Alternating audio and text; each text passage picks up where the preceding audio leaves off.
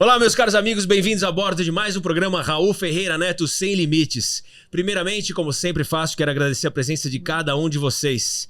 Temos mais de 311 mil inscritos aqui no canal, sou imensamente grato a cada um de vocês. Se você ainda não é inscrito, inscreva-se, compartilhe essa entrevista com o maior número de pessoas possíveis, curta essa entrevista e comente livremente. Lembrando que respeito acima de tudo, afinal de contas, do outro lado, alguém sempre lê a sua mensagem. Quero agradecer aos nossos queridos apoiadores, Thiago e Rebeca da Porcelaneca, que proporcionam as nossas canecas personalizadas. Acesse @porcelaneca no Instagram, conheça o trabalho deles, é muito bom. Agradeço também a Lurem Acessórios, @Lurem Acessórios no Instagram ou loja física no Shopping Ibirapuera, em São Paulo. Anéis, pulseiras, colares, eu brinco que eu pareço uma árvore de Natal de tanto acessório, mas eu sou fã da Lurem, eles têm uns acessórios sensacionais, convido vocês a conhecerem. Quero agradecer também ao meu querido dentista, Dr. Victor Guimarães, pelos meus dentes, lentes de contato em resina, branquinho, bonitinho, alinhado, cuida da minha saúde bucal, valeu, Dr. Victor, um grande abraço para você. E falou aqui do estúdio RFN Audiovisual na Avenida Brigadeiro Faria Lima, em São Paulo. Acesse o nosso Instagram, RFN_Audiovisual. Traga o seu conteúdo para ser feito aqui conosco. Agora vamos direto à entrevista com Adriles Jorge. Muito bom ter você aqui. Como é que você tá, Raul? Muito Tudo bem, querido? Muito bom. Adriles, vamos lá. A gente conversando um pouquinho antes de começar. Eu acho interessante porque todos te conhecem, aliás, muitos te conhecem muito mais sobre a questão das opiniões políticas. Sim. Mas o Adriles tem muito mais do que isso. É poeta, escritor, também jornalista, então, no caso. Como é que você começou a sua carreira? Eu comecei a minha carreira... Bom, o meu interesse por literatura, por poesia, começou desde muito cedo. Eu sempre quis ser escritor, né? Eu sempre tive um interesse enorme por literatura. Eu podia até falar que tem uma preocupação metafísica desde a adolescência, uma aplicação social, mas eu era feio, baixinho, espinhento, vesgo, quer dizer, continua assim. Então, eu sempre me preocupei muito com a injustiça social, afetiva, a partir da minha própria. E aí você cai, através do sofrimento próprio, caindo nas mãos de alguns grandes autores. Aí isso é uma maravilha. Eu sempre li desde cedo Dostoiévski, Kafka, Flaubert, fui muito precoce nesse sentido. E me aproximei também da poesia e aproximei da literatura. Mas desde muito cedo eu tive a percepção pragmática de que se eu fosse o escritor, quem vivia de literatura no Brasil naquela época era o Jorge Amado e o Paulo Coelho. Não era fã de nenhum dos dois. Então, eventualmente, eu fui para o caminho do jornalismo. Aí, que é a minha profissão de base. E aí fui de tudo. Fui copydesk, fui articulista, fui repórter, fui produtor, até chegar num programa chamado Big Brother Brasil. Pois é, e aí Big realmente Brother. mudou minha vida. Que ano foi? Foi 2015, tem 10 anos atrás. Aí depois, o que eu fiz? Eu projetei minha carreira, tanto a de escritor quanto a de jornalista. Eu trabalhei, ninguém lembra disso, né? No UOL, que é um órgão hoje de extrema esquerda, e fui fazer palestras pela Lei Rouanet, fui ser palestrante, ou seja, que é também um ofício que vai além da perspectiva de escritor, né? É também uma perspectiva de escritor, de falar, de elocubrar, até que eu caí na Jovem Pan. Na Jovem Pan, eventualmente, fui fazer um programa lá que é o Morning Show, que falava, sobretudo, sobre cultura, comportamento, fofoca, sexualidade e política. Só que eu caí exatamente na época que estava ascendendo a polarização política, direita, esquerda, PT, Bolsonaro, essas coisas todas, e aí mudou o eixo. Aí, eventualmente, eu caí na política, que também é, né, um assunto comportamental, né, da situação social do país, da administração do país, da corrupção, da moralidade, das pautas identitárias, da administração pública, que não deixa de ser também uma pauta cultural. E aí, tô aqui até hoje. E você, voltando então, quando você disse que começou a escrever e começou a ler pelas suas dores, né? Interessante esse ponto, porque não é pensando tanto na questão comercial, como você mesmo disse, quem vivia disso era Paulo Coelho, etc. Mas quando você começa a sua jornada como escritor-poeta, me conta um pouquinho mais dessa sua expressão ali. Você colocava... Era uma poesia mais esperançosa ou era aquela mais melancólica? Era uma poesia realista. Era um tipo de literatura realista. Claro que de lá pra cá eu acho que eu melhorei substancialmente enquanto escritor, enquanto poeta, como todo mundo que lapida, claro, né? Como diz o João Cabral Belo Neto, poesia ou literatura é 1% de inspiração e 99% de transpiração. Quando você vai canalizar os seus sentimentos pro papel, isso qualquer um faz. Agora, quando você toca num sentimento, numa percepção da realidade ou num sofrimento que é universal, você, ao mesmo tempo, pode ser melancólico e esperançoso. O Drummond fazia muito isso, né? É uma ironia subjacente a um poema que deixa uma margem para você respirar. E a vida é assim, né? A vida sempre tem uma margem para você respirar. Por mais angustiado, por mais desesperançoso, ou melancólico, ou deprimido que você esteja, você tem que deixar uma brecha, uma lacuna. Ainda que você perceba que o mundo é injusto, é imoral, você pega um livro, sei lá, como Dom Casmurro, do Machado de Assis, é um livro de traição, de um cara ressentido, de uma mulher que eventualmente tenha o traído ou não. Ou seja, você tem uma esperança de que você não aconteça com aquele ressentimento e não tome aquele ressentimento do personagem, aquele ciúme que destruiu a vida afetiva do personagem pra você. Você aprende até pelo contraste de uma poesia ou de uma literatura que pareça ser desencantada ou cética pelo mundo. Você aprende pelo contraste. Então você mostra a realidade e a poesia tem um valor além até da literatura. Eu acho que é o seguinte, você pega a linguagem, elementos da linguagem, e você tenta dizer em palavras, e poesia é essencialmente isso, poieses, no sentido mais amplo do termo, arte, que ela pode reverberar em qualquer tipo de arte, você tenta reconstruir a linguagem para tentar dizer em palavras o que as palavras não querem dizer. Parece abstrato o que eu tô dizendo. Mas quebra no cérebro, inclusive a psicologia usa isso. É simples, você tem uma coisa material, 6 bilhões de galáxias, você nunca vai conhecer, um cientista chega para você e fala o seguinte, você é um grão de areia diante do universo que é indiferente a você, mas sem a sua percepção do universo, o universo vira um parque de diversões sem público. Sim. O universo existe porque você sabe que ele existe. Ou seja, é um nada que é tudo, mas que está dentro de você. Aí você pode ter uma compreensão religiosa, metafísica, de percepção da realidade, de transcendência. Ou seja, esse tipo de coisa que não é que está incrustada na linguagem, que tenta apreender a realidade, que ela não consegue dar um sentido para a realidade, é o que a poesia tenta fazer, é o que a literatura e a arte, de uma maneira geral, tentam fazer, né? Tentar descortinar e traduzir a realidade e, ao mesmo tempo, se for um grande autor, tentar reconstruir e mudar e melhorar essa realidade, né? Ou seja, é isso que todo grande autor tenta fazer. E isso que eu ia te perguntar, sobre o que o autor tenta.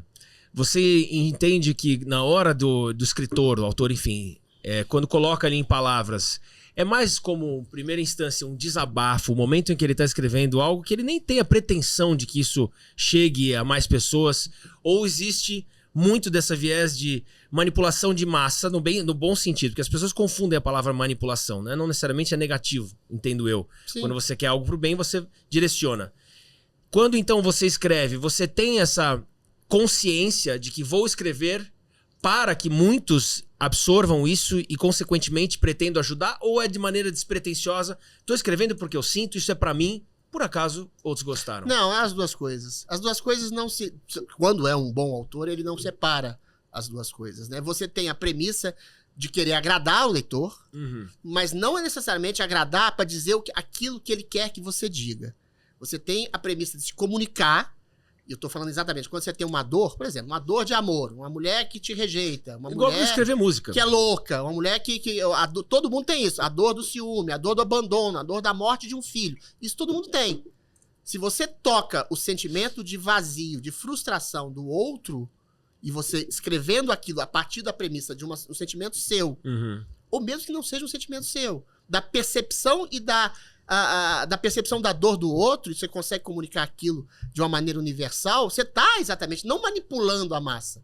Essa palavra eu não gosto muito. Você está se comunicando com a dor universal do outro. Isso causa aquilo que se chama, em cristianismo, sobretudo, de misericórdia. O que é misericórdia? Concórdia pela miséria.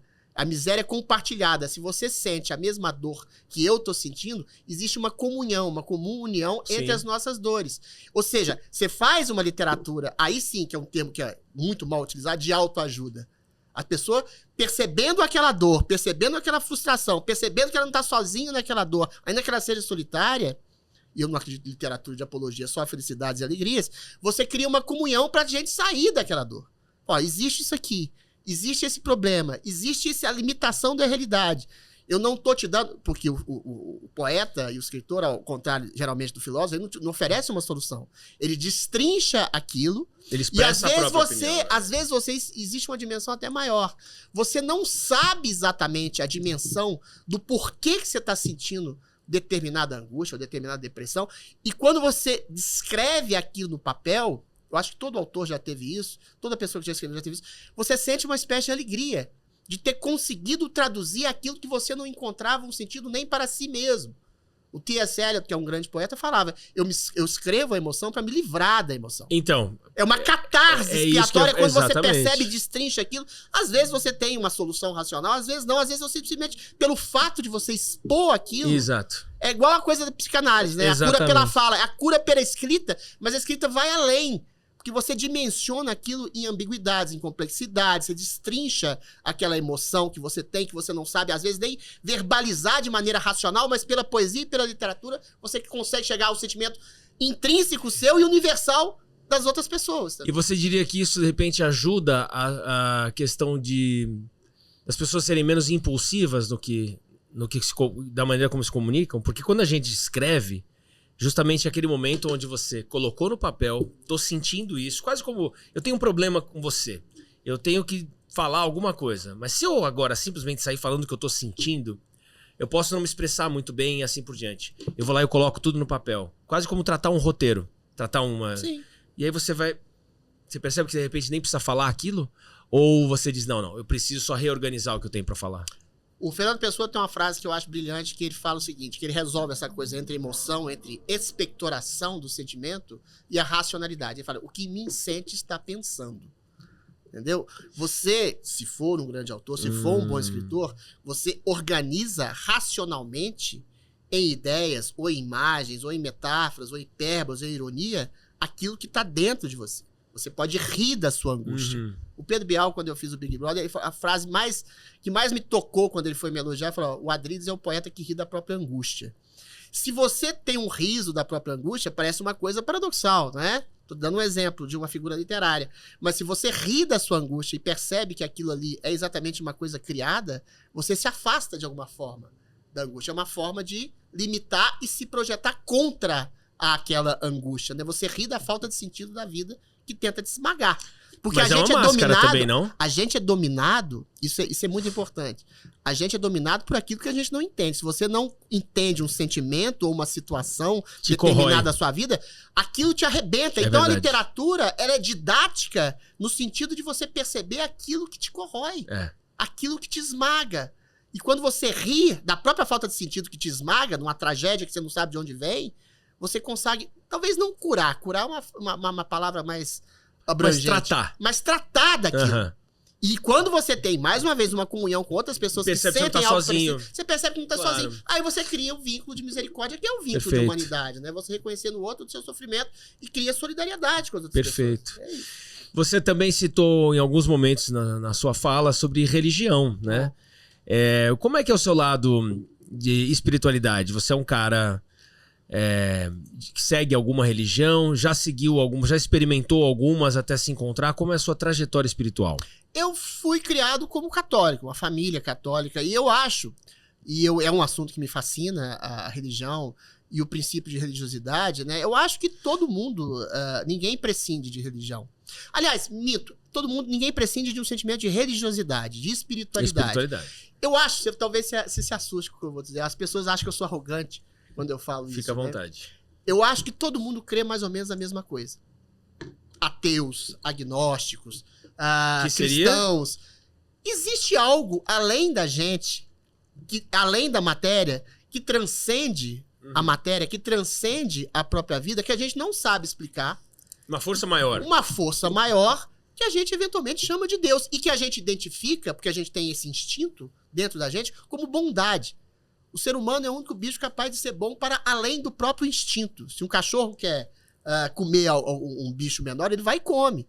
A gente vê uma coisa assim, se a gente quer ultrapassar o outro por uma ambição, a gente pode fazer isso. Temos compaixão, mas a gente tem a limitação, a gente tem a misericórdia, a gente tem a compaixão, a gente tem a ética. E essa ética, esse espírito de bondade, a gente pode chamar de Deus. Pode estar no budismo, no taoísmo, no espiritismo. Eu fui criado... E eu acho, pelo que eu estudei das religiões, que o cristianismo é o que mais se aproxima dessa mitologia de transcendência que a gente cria, que não é exatamente uma mitologia, não é uma criação, é uma intuição de uma verdade que é concreta. Não acho que nenhum ateu, no fundo, acredita que a gente é cuspido do nada e vem pro nada. Como eu te falei, o universo tem 6 bilhões de galáxias, mas você percebe que o universo existe, isso já é uma dimensão metafísica. O universo está aí para não ser conhecido, mas para ser intuído dentro de você, como uma percepção da realidade, assim como Deus. Entendeu? Agora, o cristianismo, pelas normas éticas, pelos valores e princípios que estão arraigados dentro dele, eu acho que é o que mais se aproxima de uma conduta humana de misericórdia, de compaixão. Por que traz o cristianismo? Que é o fundamento da vertente do Ocidente, como a gente percebe. Ele vai além da justiça. Uhum. Você chega a um Platão, um Aristóteles, e fala, dá ao homem a medida que ele tem, o que lhe cabe, do seu talento, ou do mal que ele faz, a vingança, o olho por olho, dente por dente. O cristianismo vem e fala, não, dar ao homem além do que lhe cabe torna ele maior do que ele é. Ou seja, o amor, o gesto de amor atravessa a pessoa de perdão, de compaixão, de misericórdia e faz com que ele se resgate e seja acima das suas potencialidades. Não existe um limite para a potencialidade humana. Mas outras religiões não são assim? Eu acho que tem, mas o cristianismo tem normas e uma rigidez e uma ética mais profunda. Agora, se você for me perguntar sobre as religiões, as igrejas denominadas cristãs, eu tenho muitas contestações. Mas eu tenho essas contestações em cima daquilo que Cristo disse. Que o cristianismo pressupõe uma exegese. A exegese é a interpretação da escritura. Se você faz uma interpretação, e a escritura é feita em grande medida por parábolas, por metáforas, de maneira literária, né? Escritores fizeram. Inspirados ou não por Deus, mas são escritores que fizeram. Sim. O Ratzinger, o Joseph Ratzinger, o Papa Bento XVI, ele fala uma coisa que pouca gente lembra. Ele fala, nem toda verdade está contida na Bíblia. E por que ele fala isso? A verdade, quer seja ela inspirada por Deus, ela é limitada pelo ser humano que está dizendo que teria sido inspirado por Deus. Então, é uma limitação da época, da circunstância, da cultura, do local. Por isso você tem que fazer uma interpretação para além. Se você acredita que a Bíblia é a palavra de Deus inspirada por ele, você tem que ver as condições das pessoas que falaram aquilo que acham que Deus esperou. Então, assim, aí dá 1001 interpretações que eu acho que às vezes são complicadas do que se chama a palavra de Deus. Né? Interessante isso. Posso falar aqui uma grande bobagem, mas vou me arriscar. Se a Bíblia fosse escrita hoje, pois é. Como seria? Como seria que rumo teria? Porque tem, inclusive, a pluralidade que você citou antes da gente começar. Coisas que a gente vive hoje, essa influência do entorno que você mesmo citou agora. Sim. Sobre como seria... mudaria muito, ou seja, em comparação ao que a gente tem ali, porque a gente aplica muita coisa que está na Bíblia hoje em dia, e você ainda vê que muita coisa faz sentido, mas muita coisa está desatualizada, diria. Mas você tem que entender que é metáfora e analogia, certo? Sim. Se fosse reescrita, vamos agora começar, Marcos 0 novamente. Essa é uma pergunta complicada. Eu acho que muita coisa seria reescrita de maneira diferente, adaptada às circunstâncias. Você tem uma parte da Bíblia que sai do escopo desse relativismo em relação à cultura e à civilização em que ela foi escrita, que é o Evangelho.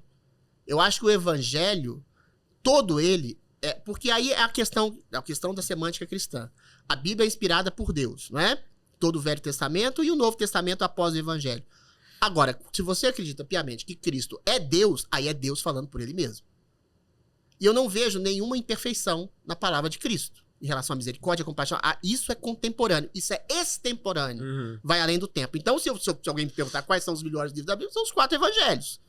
Ali está a Gênese, ali está o ápice. Quando você pega a Bíblia lá no começo, existe uma espécie de progressismo da percepção de Deus. O Deus da Bíblia, do Antigo Testamento, aliás, ele é mais punitivo, ele é mais vingativo, ele é mais duro. O Deus do Novo Testamento é misericordioso. É aí que vem o perdão. Você pega, parece que é uma antítese. Os cristãos dizem que é uma progressão. A lei do talião é o olho por olho, dente por dente, lá de Moisés, lá. É a vingança, é a justiça crua. Cristo não, manda perdoar 7 vezes, 70 vezes o seu inimigo, manda amar o seu inimigo, ou seja, ele vai além da justiça. Então a Bíblia, você pode enxergar ela como uma progressão moral até chegar ao seu ápice, que é o Evangelho, e depois as notas de rodapé, que são as cartas dos Romanos, de São Paulo Apóstolo, que são interpretações já do Evangelho, você percebe? Agora, tem partes da Bíblia que são complicadas, eu não me escuso de comentar. Parte do Levítico eu acho que é datado. Tem regras ali que não se adaptam. Matar homossexual, usar 2 tecidos ao mesmo tempo. Tem coisas aí, os cristãos, alguns cristãos vão ficar putos comigo. Tem coisas ali que não são mais aproveitáveis, não são mais adaptáveis. É aquilo que o Ratzinger disse. Você tem que fazer uma exegese do tempo em que atualizar, foi escrito, né? Você tem que atualizar. Não é que a palavra... Atualizar a interpretação. É simples assim, gente. Por exemplo, uma coisa básica. A Bíblia não é literal toda. E eles que escreveram a Bíblia no Antigo Testamento não percebiam a história com uma maneira da literalidade jornalística. E não tinham parâmetro, historiograma. não tinha nada antes. Eles misturavam, não tinham problema, e todo mundo fazia isso. Misturava mitologia e história real. Adão e Eva existiram? Não sei. Mas Adão e Eva podem ter existido como um casal de hominídeos, eventualmente, que foi criado na gênese do universo, e criou-se uma mitologia simbolista da moralidade, que é adaptável ao cristianismo, dentro dessa mitologia. A Arca de Noé existiu? O Jonas ficou 3 dias na baleia? São narrativas mitológicas, mas que têm uma mensagem moral e ética muito forte, que estão além da apreensão mera da verdade crua dos fatos que aconteceram. Então, assim, é isso que eu falo. Essa adaptabilidade da Bíblia aos moldes contemporâneos tem que ter uma adaptabilidade ética, moral. A semântica moral. Você não precisa ser fiel aos fatos ou fiel à literalidade de uma Bíblia, que não é literal. Mais uma vez, ela é escrita por metáforas, por palavras. Então, você tem que interpretar e ir a fundo na exegese desse texto. Você, citando na sua trajetória, vou voltar também um pouquinho, onde você cita assim, caí em tal lugar, caí em tal lugar, caí em tal lugar. Caí no UOL, caí no... Eu pergunto dessa maneira pelo seguinte, você tem uma pegada, né, e uma presença de expressar as suas opiniões muito sua, né? E hoje, quando você se posiciona para falar de diversos assuntos, quando você fala, entrei no Big Brother, você falou, caí no Big Brother, caí no... O que você entende que atrai tanto a você? Esse tipo de posição, pra você ter uma... Você de destino, de sorte? Não. Tô falando com relação a você estar em posições onde a sua voz é muito ouvida. Você era aquele menino que você me contou, começou lá com as suas dores, começou escrevendo. E a sua vida te levou pra estar num programa em rede nacional, pra estar na Jovem Pan em rede nacional e assim por diante. E você, com essa maneira de você se expressar firmemente como você pensa. Então, o que você entende que atrai tanto pras pessoas falarem, eu quero o Adrilles aqui dando a opinião dele?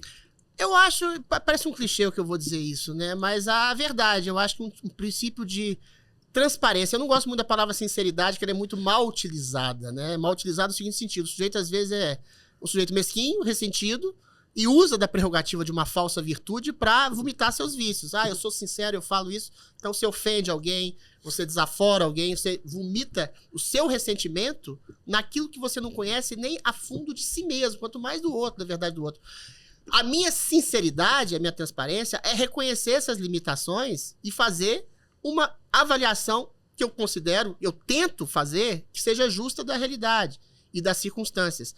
Agora, você falou que eu caí em vários lugares e que eu falei que eu caí. A única coisa que eu não caí é na essência daquilo que eu acho que eu sou um escritor.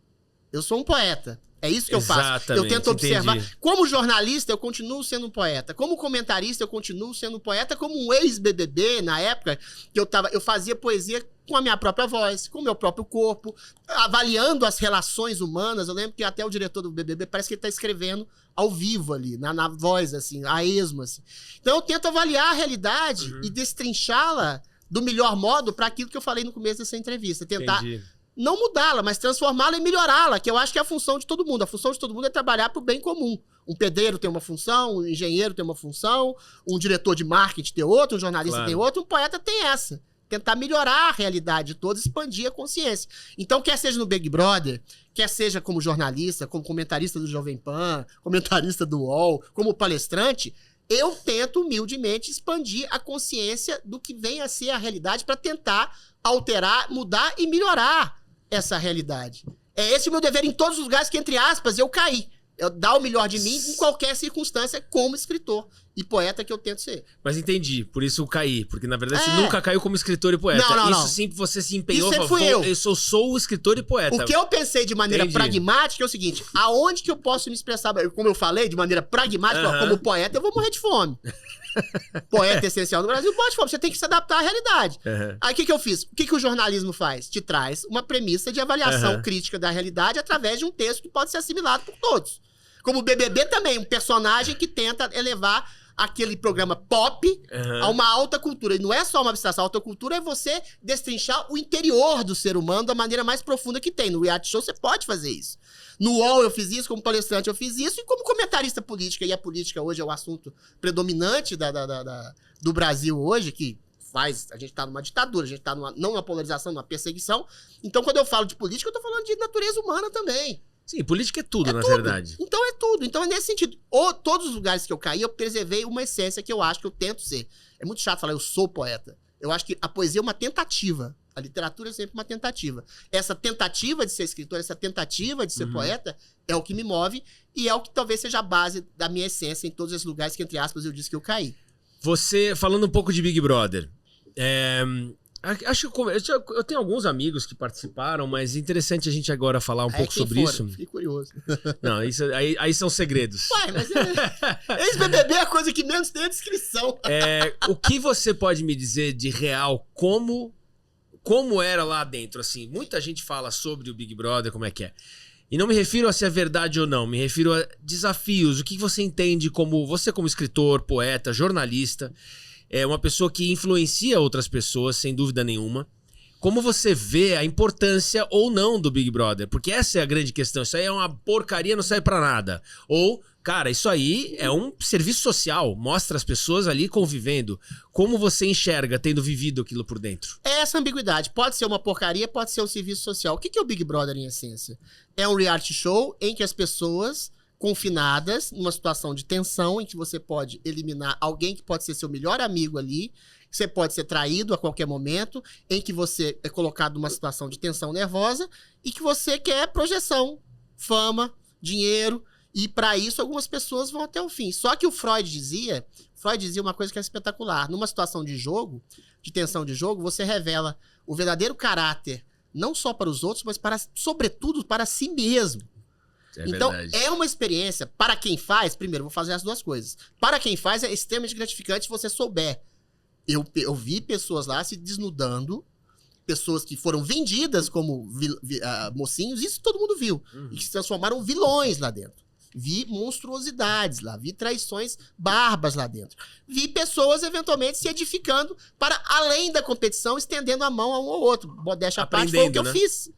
Foi o que eu fiz. Eu deixei de votar no favorito lá pra alicerçar a percepção de um amigo que estava em risco e que as pessoas diziam que esse amigo não merecia minha compaixão. Mas isso aí, você não tá pensando no seu jogo nesse caso? Não seria a linha tênue do egoísmo, ou não? O meu primeiro não? livro, minha antologia de poesia que eu lancei imediatamente foi chamada Antijogo, porque eu fui chamar de um antijogador, porque eu prezava a amizade e a confiança e a fidelidade para além do jogo.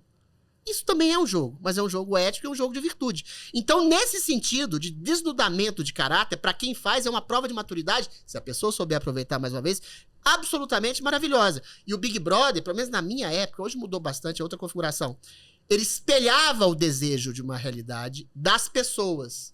Um tipo de carisma, o coitadinho, ou a pessoa que é muito carismática e com a ética meio difusa. Ou seja, ele espelha a nação brasileira, porque o Big Brother chega em todas as etapas, em todas as realidades, em todas as classes sociais. Sim. De uma maneira muito pungente. Todas as e faixas você, etárias. como espectador, pode, a despeito da roupagem pop que ele se vende, o Big Brother, pode perceber aquilo como uma literatura profunda. O que uma pessoa é capaz de fazer com a outra por dinheiro, por fama. Porque o Big Brother, nesse sentido de expor uma verdade, ainda que seja uma verdade fingida de uma personagem que seja hipócrita lá, que ela não consegue segurar muito, é o único programa da televisão brasileira que expõe a realidade das pessoas. Quer seja as pessoas medíocres, ou levianas, ou clichêrescas, ou politicamente corretas, ou canalhas, ou santas. Ou seja, você tem que ter um elenco mais interessante para ter um programa mais interessante. Pois é, a pessoa mais hipócrita, mais contida, mais fingida. Aquela é a verdade das pessoas. Ninguém consegue simular durante 3 meses aquilo que não é. Isso é impossível. Entendeu? Ao contrário dos programas de auditório de televisão, que todo mundo parece ser bom, santo, maravilhoso, extraordinário. E o Big Brother já colocou pessoas por quem ninguém dava nada e se transformaram em santos abnegados lá dentro. E ao contrário, pessoas, inclusive, celebridades, né? Na minha época não tinha celebridade. Que se colocam como portadores da verdade, da moral, da justiça social aqui fora e lá dentro se transformaram em monstros. 2015 não tinha da história camarote e não sei o que lá, né? Não. Isso foi depois. Isso não havia na minha época, essa coisa da pessoa ser... do famoso ser desnudado com uma pessoa, inclusive, houve monstros lá dentro. Aí tudo bem, não, é lá dentro, é lá dentro. Essa é a maior mentira do Big Brother. Não, lá dentro é uma coisa, aqui fora mentira. A pessoa, quando ela é desnudada lá dentro, é o que ela é lá dentro. Mas por circunstâncias do entorno. Circunstâncias do entorno. Não mas necessariamente a sociedade ela estaria exposta a isso. Circunstâncias de entorno, você vai se tornar um criminoso, você vai se tornar um sujeito invejoso, você vai se tornar um canalha. Me tornar não, mas me colocado a teste em situações que eu não me colocaria de repente. Exato. Aonde tá aquilo colocado ali e você tem que ganhar. Quase como o Round 6. Isso é Freud. É o que eu tô falando do Freud. Numa situação de tensão, de angústia, de jogo, em que tá... Seus princípios vêm à tona. Em que tá valendo dinheiro, fama, projeção... ganhar o jogo, fazer? Né? Mas ganhar o jogo como? Requer que você seja frio cruel, né? Uma pessoa pode perder o jogo... E sair com a cabeça erguida. Com a cabeça erguida e mais, ser vista como uma pessoa ética e justa aqui fora. Mas aí, nesse caso... Você percebe, o jogo é difuso. Você pode ganhar o jogo... mas perder seu caráter. Não, então, é interessante, que é exatamente pelo qual motivo que você citou, que você foi criticado por fazer antijogo. Sim, que é o nome do meu livro. Porque você falou assim, não, eu vou seguir aqui os meus princípios, meus valores valem mais do que ganhar esse jogo. E eu fui chamado de burro. É o tal do fair play?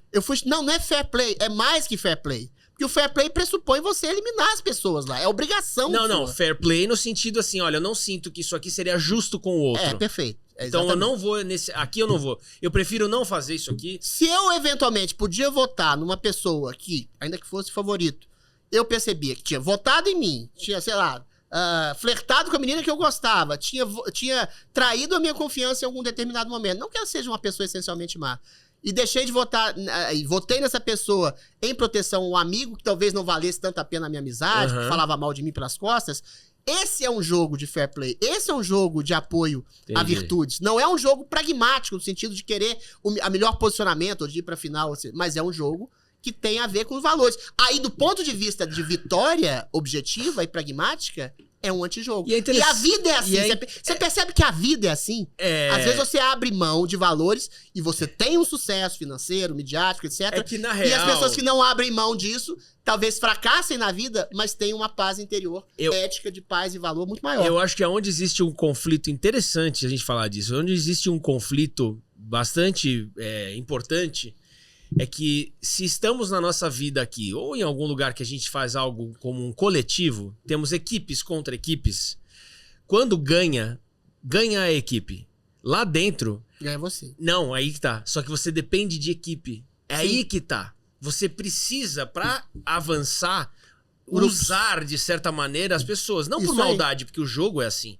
Mas em determinado momento, é o tal do round 6. Ou vou eu ou você. Ou vou eu ou vai você. Você vai afunilando, né? Você usa as pessoas no bom sentido. No bom sentido. As amizades que eu fiz lá eram verdadeiras. E aí você tem que fazer escolhas, né? Você cria grupos de identificação. Identificação de gosto, de conversa. Sim, afinidade. Afinidade, aquela velha coisa.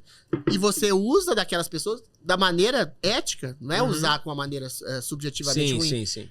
Você cria grupos de pressão, grupos para tentar eliminar as pessoas que você tem menos afinidade, não que elas sejam essencialmente más também. Você vai sobrevivendo, mas em determinado momento você vai, dentro daquele seu grupo, você vai perceber quais são as afinidades que você tem com esse ou aquele para eventualmente eliminar e deixar sobreviver esse ou aquele. Ou seja, é um jogo complexo nesse sentido. Sim. E é espelho da vida, entendeu? Sim. Você vai também, você usa algumas pessoas para se alavancar, às vezes numa situação de trabalho, de família, de amor. Sim. Amor, sei lá, você gosta de uma mulher, o seu amigo também gosta daquela mulher, você tem que eliminar seu amigo.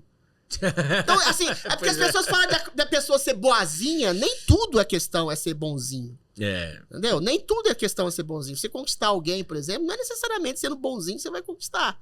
Você tem que mostrar uma força, uma virilidade, um sentido de proteção, senão a mulher não vai te dar bola. Então tem uma série de coisas que estão além, para usar uma expressão nietzschiana, que não era um autor exatamente cristão, para além do bem e do mal em algum momento. Mas eu, ao contrário do Nietzsche, eu acredito em bem e o mal, inclusive nesses princípios. Você tem que ser fiel a princípios. Você tá eliminando alguém? Eu tô te eliminando por isso. Eu tenho esse contraste com você. Eu acho que seria melhor pro programa e pra mim eu sobreviver a você. Só isso.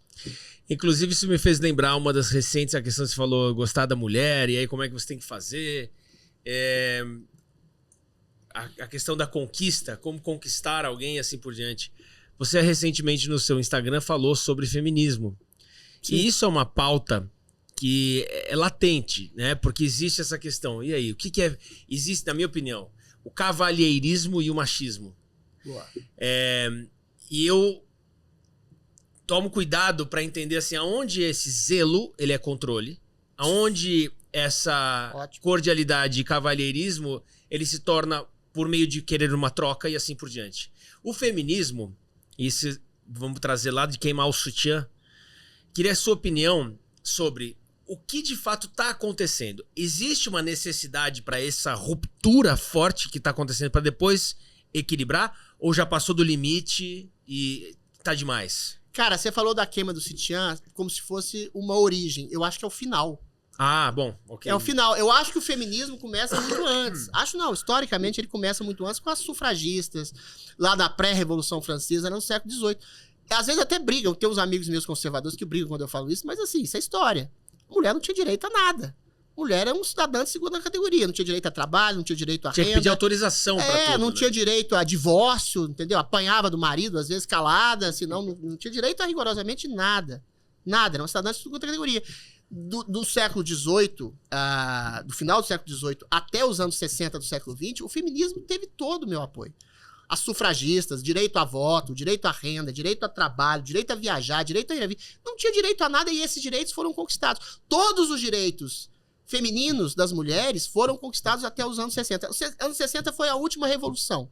A revolução dita sexual, não é? O que é? A coisa mais simples do mundo. As pessoas poderem ficar com quem elas quiserem, quando elas quiserem, pelo tempo que elas quiserem. Claro. Então havia ainda uma repressão sexual, afetiva sexual, em cima das mulheres. Ainda que eu seja adepto, eu acho que o casamento, ainda que eu não tenha casado, o casamento é exatamente a junção e a possibilidade de querer amar alguém, para além da própria paixão, é muito belo, mas você não pode impor isso como uma coisa obrigatória às pessoas. E como aceitar ter alguém do seu lado que não queira estar, né? Era Isso é um absurdo. uma obrigação sociocoletiva. Você tinha que ser casado, e se você não encontrasse uma pessoa que se amasse, ou gostasse, ou se apaixonasse, você ia ter que casar de qualquer forma. Isso era horrível.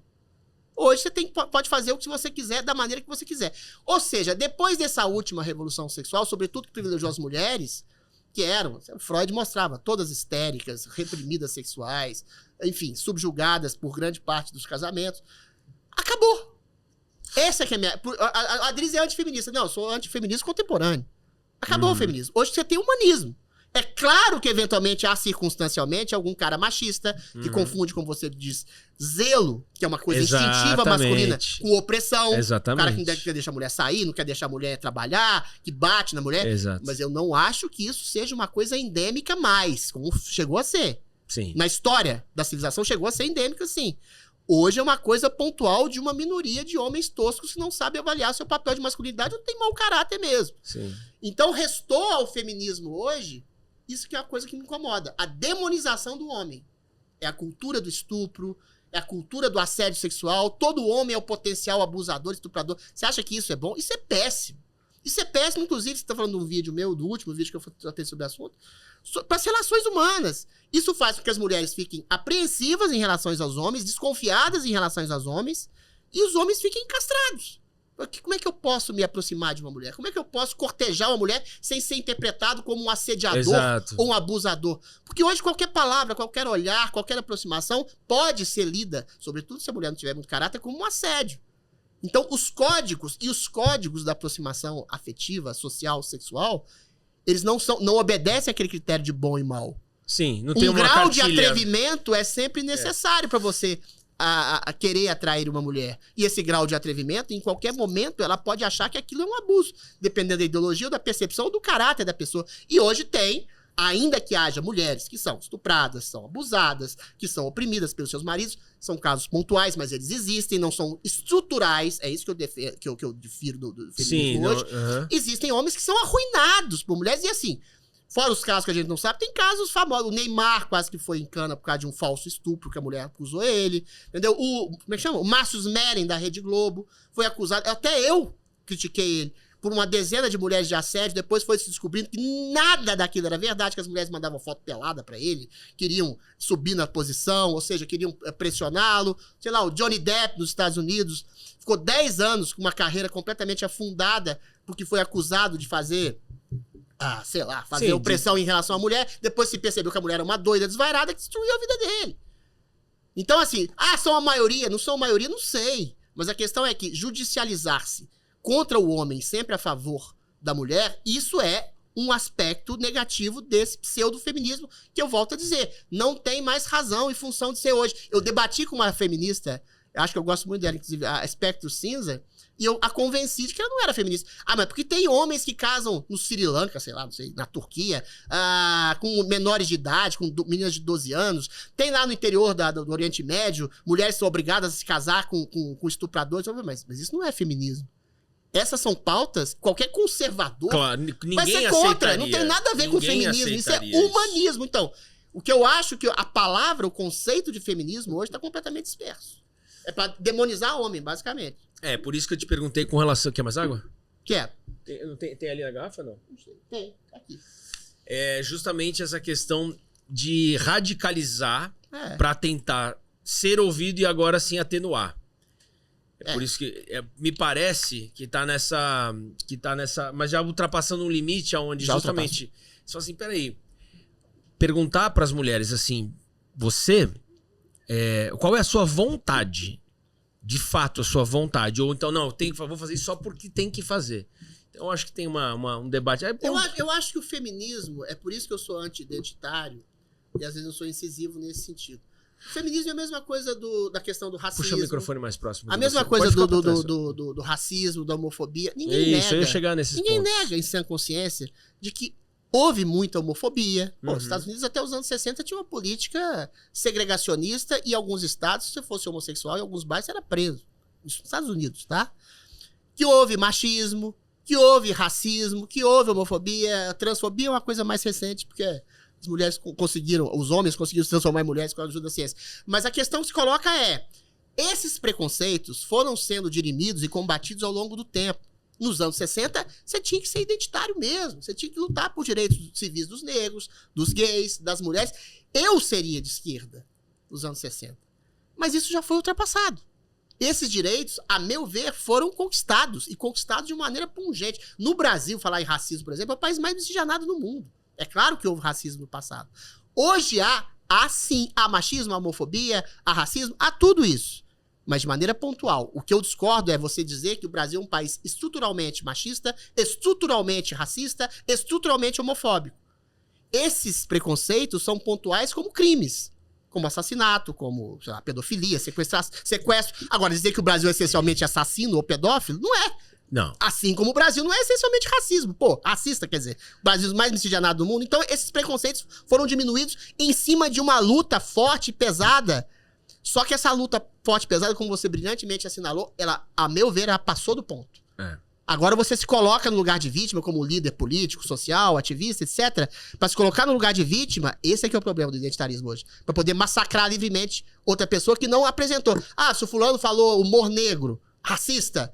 Se o fulano abordou uma mulher, chamou ela pra jantar 3 vezes, e ela não quis, o machista, abusador, assediador sexual. O sujeito fez uma piada, uma galhofa, imitando um homossexual afeminado. Como é que você vai imitar um homossexual afeminado, sendo que ele aí é caricatura, é homofóbico. Acontece isso o tempo inteiro.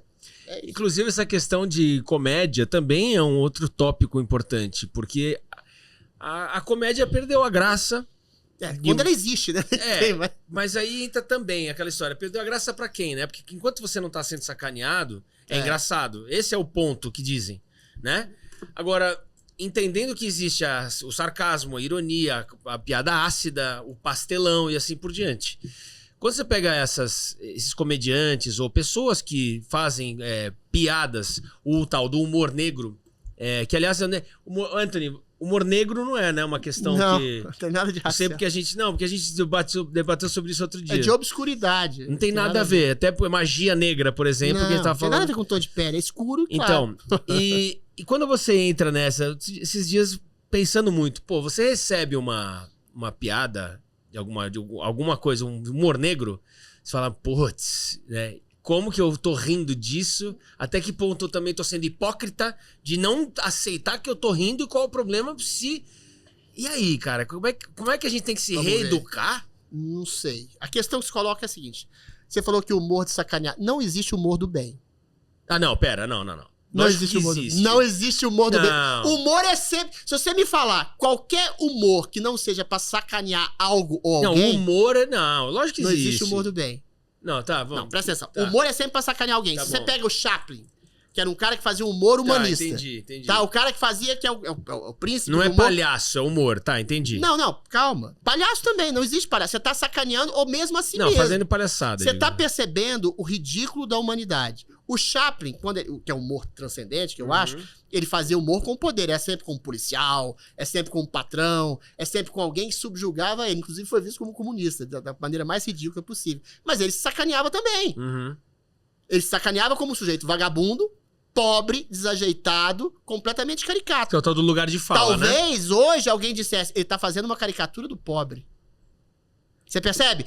Não existe humor do bem. Agora, por que não, o humor pode ser do bem? Quando você percebe, de maneira, aí fazendo uma leitura mais profunda, que todos nós temos um lado ridículo, patético, sobretudo nas nossas certezas, nas nossas convicções, na nossa moral, na nossa religião, na nossa visão política, e você aprende a rir dessas falsas certezas que você tem, você cria exatamente a perspectiva de mais uma vez, comunhão. E o humor é uma forma de arte. Que comunga as pessoas, que une as pessoas pelo ridículo. Claro, tem alguém que é ridicularizado, tem uma pessoa que é ridicularizada. Você pode ser agressivo em relação a uma pessoa, inclusive a uma minoria. Entendeu? Mas isso não quer dizer que você esteja necessariamente ofendendo profundamente a ética daquela pessoa. Não, tem mau humor, tem humor feito de maneira ruim. Agora, não vai existir um humor bonzinho, pacífico, que não possa tocar em temas que são complicados da sociedade. Essa questão do lugar de fala também conta muito, né? Porque quando você vai... Eu posso fazer humor de cabeludos, vamos supor. Só que se eu falar de careca, apesar que eu tô quase ficando, tenho que falar com Stanley Harris, tô precisando de vocês, hein? Pronto, fiz um humor comigo mesmo. Dependendo, eu não posso falar de sobrepeso, não posso falar... Não, calma. De gay, de mulher, não posso, o que eu me refiro caso eu fale... Você tem que ter um cuidado, é isso? É onde... Aí é que tá, por quê? É o lugar de fala. Eu não vejo problema se alguém se um careca faz humor de cabeludo, certo? Eu não tenho problema com isso, Mas a gente entende que chamado do mimimi, que tá rolando esse momento... Não, você não pode. Ou seja, uma pessoa preta pode falar um monte de piada, só que aí vai um branco falar, aí já é racismo. Ou vai dizer que não. Não, você falou uma expressão aí que eu tenho abominação, que é o lugar de fala. Eu entendo a origem dela, mas ela foi completamente conspurcada. O lugar de fala é o seguinte... A gente tava falando de literatura bem há pouco, lembra? Certo. Eu sou um escritor, vou escrever um romance. Eu não posso falar da escravidão do século XIX, porque eu não sou negro. Ficção? Eis a questão, é isso que eu tô falando. Ficção pode. Eu não posso falar de um personagem homossexual que é discriminado. Claro que pode. Eu não posso falar de uma pessoa obesa que tem problema de saúde. Contar uma história pode, tirar sarro é a questão. A questão também pode. Eu acho que pode, dependendo do limite. Eu também acho, mas eu vejo que a maioria não acha. Pois é, mas eu não sou a maioria. A maioria hoje é identitária e tem essa premissa do politicamente correto. Eu rio de tudo, O politicamente correto, ele é nefasto hoje em dia. No começo, começou com boas intenções. Porra, falar de uma pessoa que é aleijada, portador de necessidades afetivas, tá vendo? Tudo isso a gente tem que se policiar. Mas você vê os medos? Falar de alguém... É por isso exemplo, que eu tô falando. você pega os anos 80, você pega o Chico Anísio, o Haroldo, o Jô, que era o falso hétero. Tudo isso seria proibido. Mas será que a gente ganhou com esse tipo de proibição? Rostro a rostro, lembra do Chico Anísio? Você tinha o Chico Anísio, o Haroldo hétero, o falso hétero, que era um gay declarado. Você tinha uma série de coisas. Mas eu não via isso como ofensa. Você vai dizer que não tem gays efeminados? Eu também não vejo como ofensa, entendeu? Mas a gente entende... Trapalhões ia ser totalmente eliminado. Eles brincavam com o Mussum lá, com piada sobre a cor. E eu não achava que aquilo era racismo. Sinceramente, não achava. Claro que não, Racismo é o quê? Você... denegrir, só pra usar uma palavra que é tida como racista, que não é. Uma pessoa por causa daquela cor, você diminuir aquela pessoa. Ou seja, que vale a tua intenção, né? Se eu brincar com a sua calva, você vai se sentir ofendido? Não. Se eu brincar, sei lá, com a pretensão de alguém, com a barriga de alguém vai se sentir ofendido? O humor lida com o ridículo físico e social e comportamental o tempo inteiro. Agora, se todo mundo percebe que todo mundo tem um lado ridículo, você passa a ser mais generoso em relação à graça e ao tipo de sarro que tiram de você e que você tira do outro, entendeu? Todo mundo é passível de sarro nesse sentido. Eu entendo. Eu entendo isso. Agora, eu acho que assim, o humor pode sobrar. A gente pode... É igual a liberdade de expressão. O humor é o limite da liberdade de expressão. Você tá zombando, rindo de algo, de alguma coisa, de alguém. Ele pode sobrar. Qual o limite do humor? É uma palavra que todo mundo fala o tempo inteiro. É o crime. Não, É o crime. Aí que tá, o humor só fica engraçado crime. quando passa o limite, né? Porque não existe limite. O humor é uma coisa deslimitada. Agora, quando você tira a percepção da graça vista pela vida, você o quê? Reduz a inteligência das pessoas. Porque é inteligente uma pessoa que sabe rir de si mesma e dos outros. Rir. A vida não tem um sentido arbitrário, concreto, absoluto, preciso, a não ser o trabalho que você faz pelo outro. Isso é um sentido preciso que você tem pela vida. Você melhora a si mesmo quando você trabalha pelo outro. Agora, em não havendo um sentido preciso para a vida, você tem que rir dessa falta de sentido. O riso é um sentido de escárnio sobre essa falta de sentido. E quando você percebe que a pretensão das certezas, das convicções, você começa a rir disso tudo, você cria uma empatia pelo seu semelhante, ainda que você seja ironizado naquilo que você começa a duvidar de si mesmo. Sim. Capacidade de rir dos outros e de si mesmo é uma capacidade de inteligência nata. E isso está sendo condenado, porque toda forma de humor virou toda forma de ofensa. E também tem essa... Vou fazer uma piada com a sua mãe, é diferente de uma piada com você. Também tem mas isso. pode Não, mas fazer. você entende? Não. Eu falo isso porque é um ponto que a gente tem... Você mesmo agora citando, a gente fica com receio de falar determinadas coisas. Claro. Então, mas não é pra ficar. Não Senão, é, a não nossa era. intenção. Você vai falar do Você chama alguém de aleijado. Não é. A intenção não Não é depreciar nem é nada. uma palavra que define alguém. Que eu aprendi assim, mas se eu tô Anão. errado... Anão, hoje eu tenho medo de falar anão. Então... Anão é anão. É portador de quê? Do nanismo? É anão. Você sabe outra que é... Eu sou baixinho, vai chamar que eu sou alto? Você sabia da judiação? Que não pode? Vem do judeu. E não pode também falar judiação? Algumas palavras, elas têm uma origem realmente preconceituosa. Você pode, eu não tenho problema em tirar judiar, por exemplo. Exato. Agora, criado mudo, denegrir, que é tornar mais turvo, humor negro. Tem uma série de coisas que eles criam. Sim. Exatamente para demonizar a linguagem e para estabelecer preconceitos. E aí você tem a coisa capciosa do sujeito querendo te cancelar, que o cancelamento é outro fenômeno de redes sociais, social pesado que a gente tem. A pessoa cria... Pô, eu fui chamar de nazista porque eu levantei a mão. E eu ia te falar sobre o Monark agora. Você é amigo do Monark? Eu fiz uma live com ele esses dias, anteontem, inclusive. Eu fui cancelado por causa do Monark também.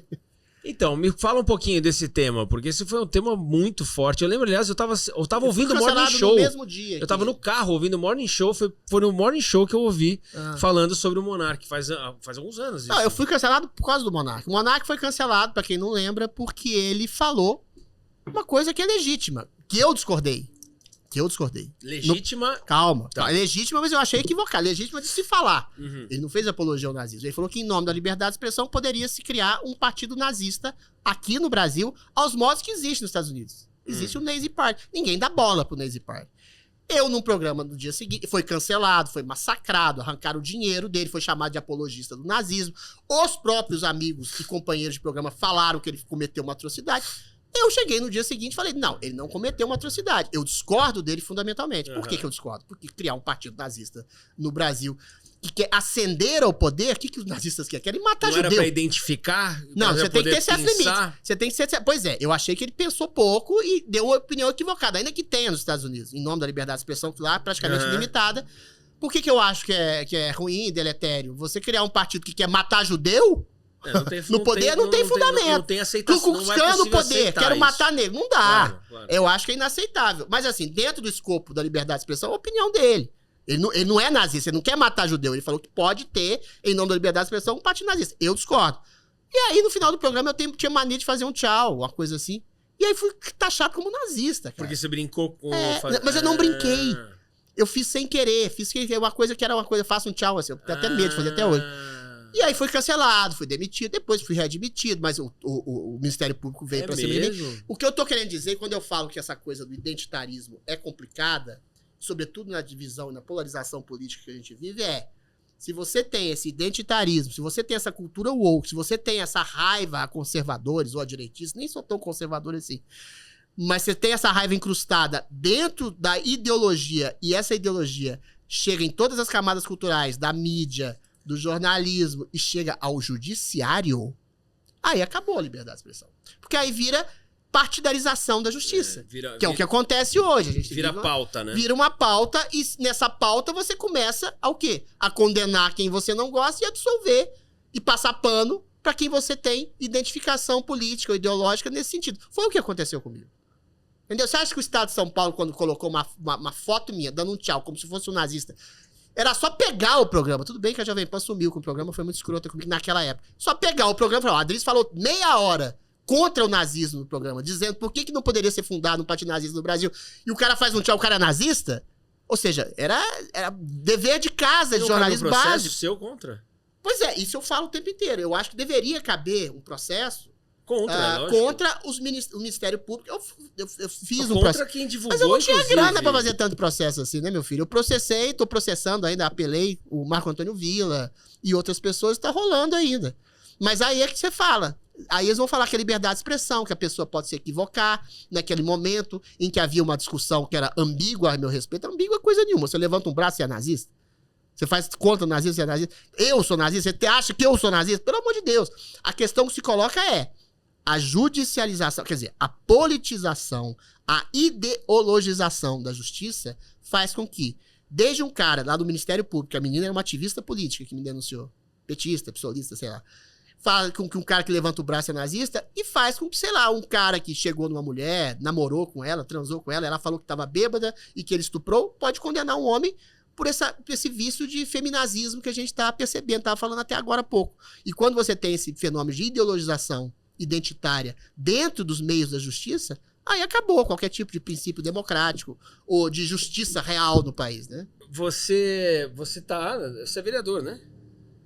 Me elegi agora. Parabéns. Obrigado. Você, lá dentro, inclusive uma das coisas importantes pra gente falar, a gente fala sobre sexualidade na política.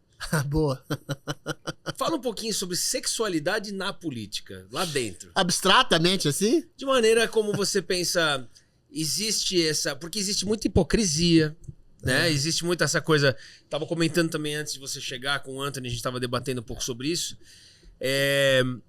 Por exemplo, você tem a direita conservadora, mas escuta-se muitos casos, não tem nem necessariamente sobre a política isso, mas escuta-se muito sobre diversos conservadores que têm famílias, e o cara é homossexual, escondido, E existe muita gente da esquerda, que é tudo mais liberal, e o cara, gerações até mais velhas, tem aquela, não, isso aí, homossexual, tô fora. Ou seja, existe essa coisa que é pra inglês ver, né? Como é que você lá dentro enxerga? Você quer falar da hipocrisia? De tudo. Não conheço nenhum, talvez conheça uma ou duas pessoas que predicam, que fazem aquilo que predicam. Não tem nenhum conservador no meio político que eu conheço que seja conservador, fiel à rigidez. Assim, a questão de fidelidade sexual, de ter mais uma pessoa de fora do casamento, gente que é mulherengo, que fala de castidade. Caramba. E tem amante. É o que mais tem. Agora, eu posso falar de mim.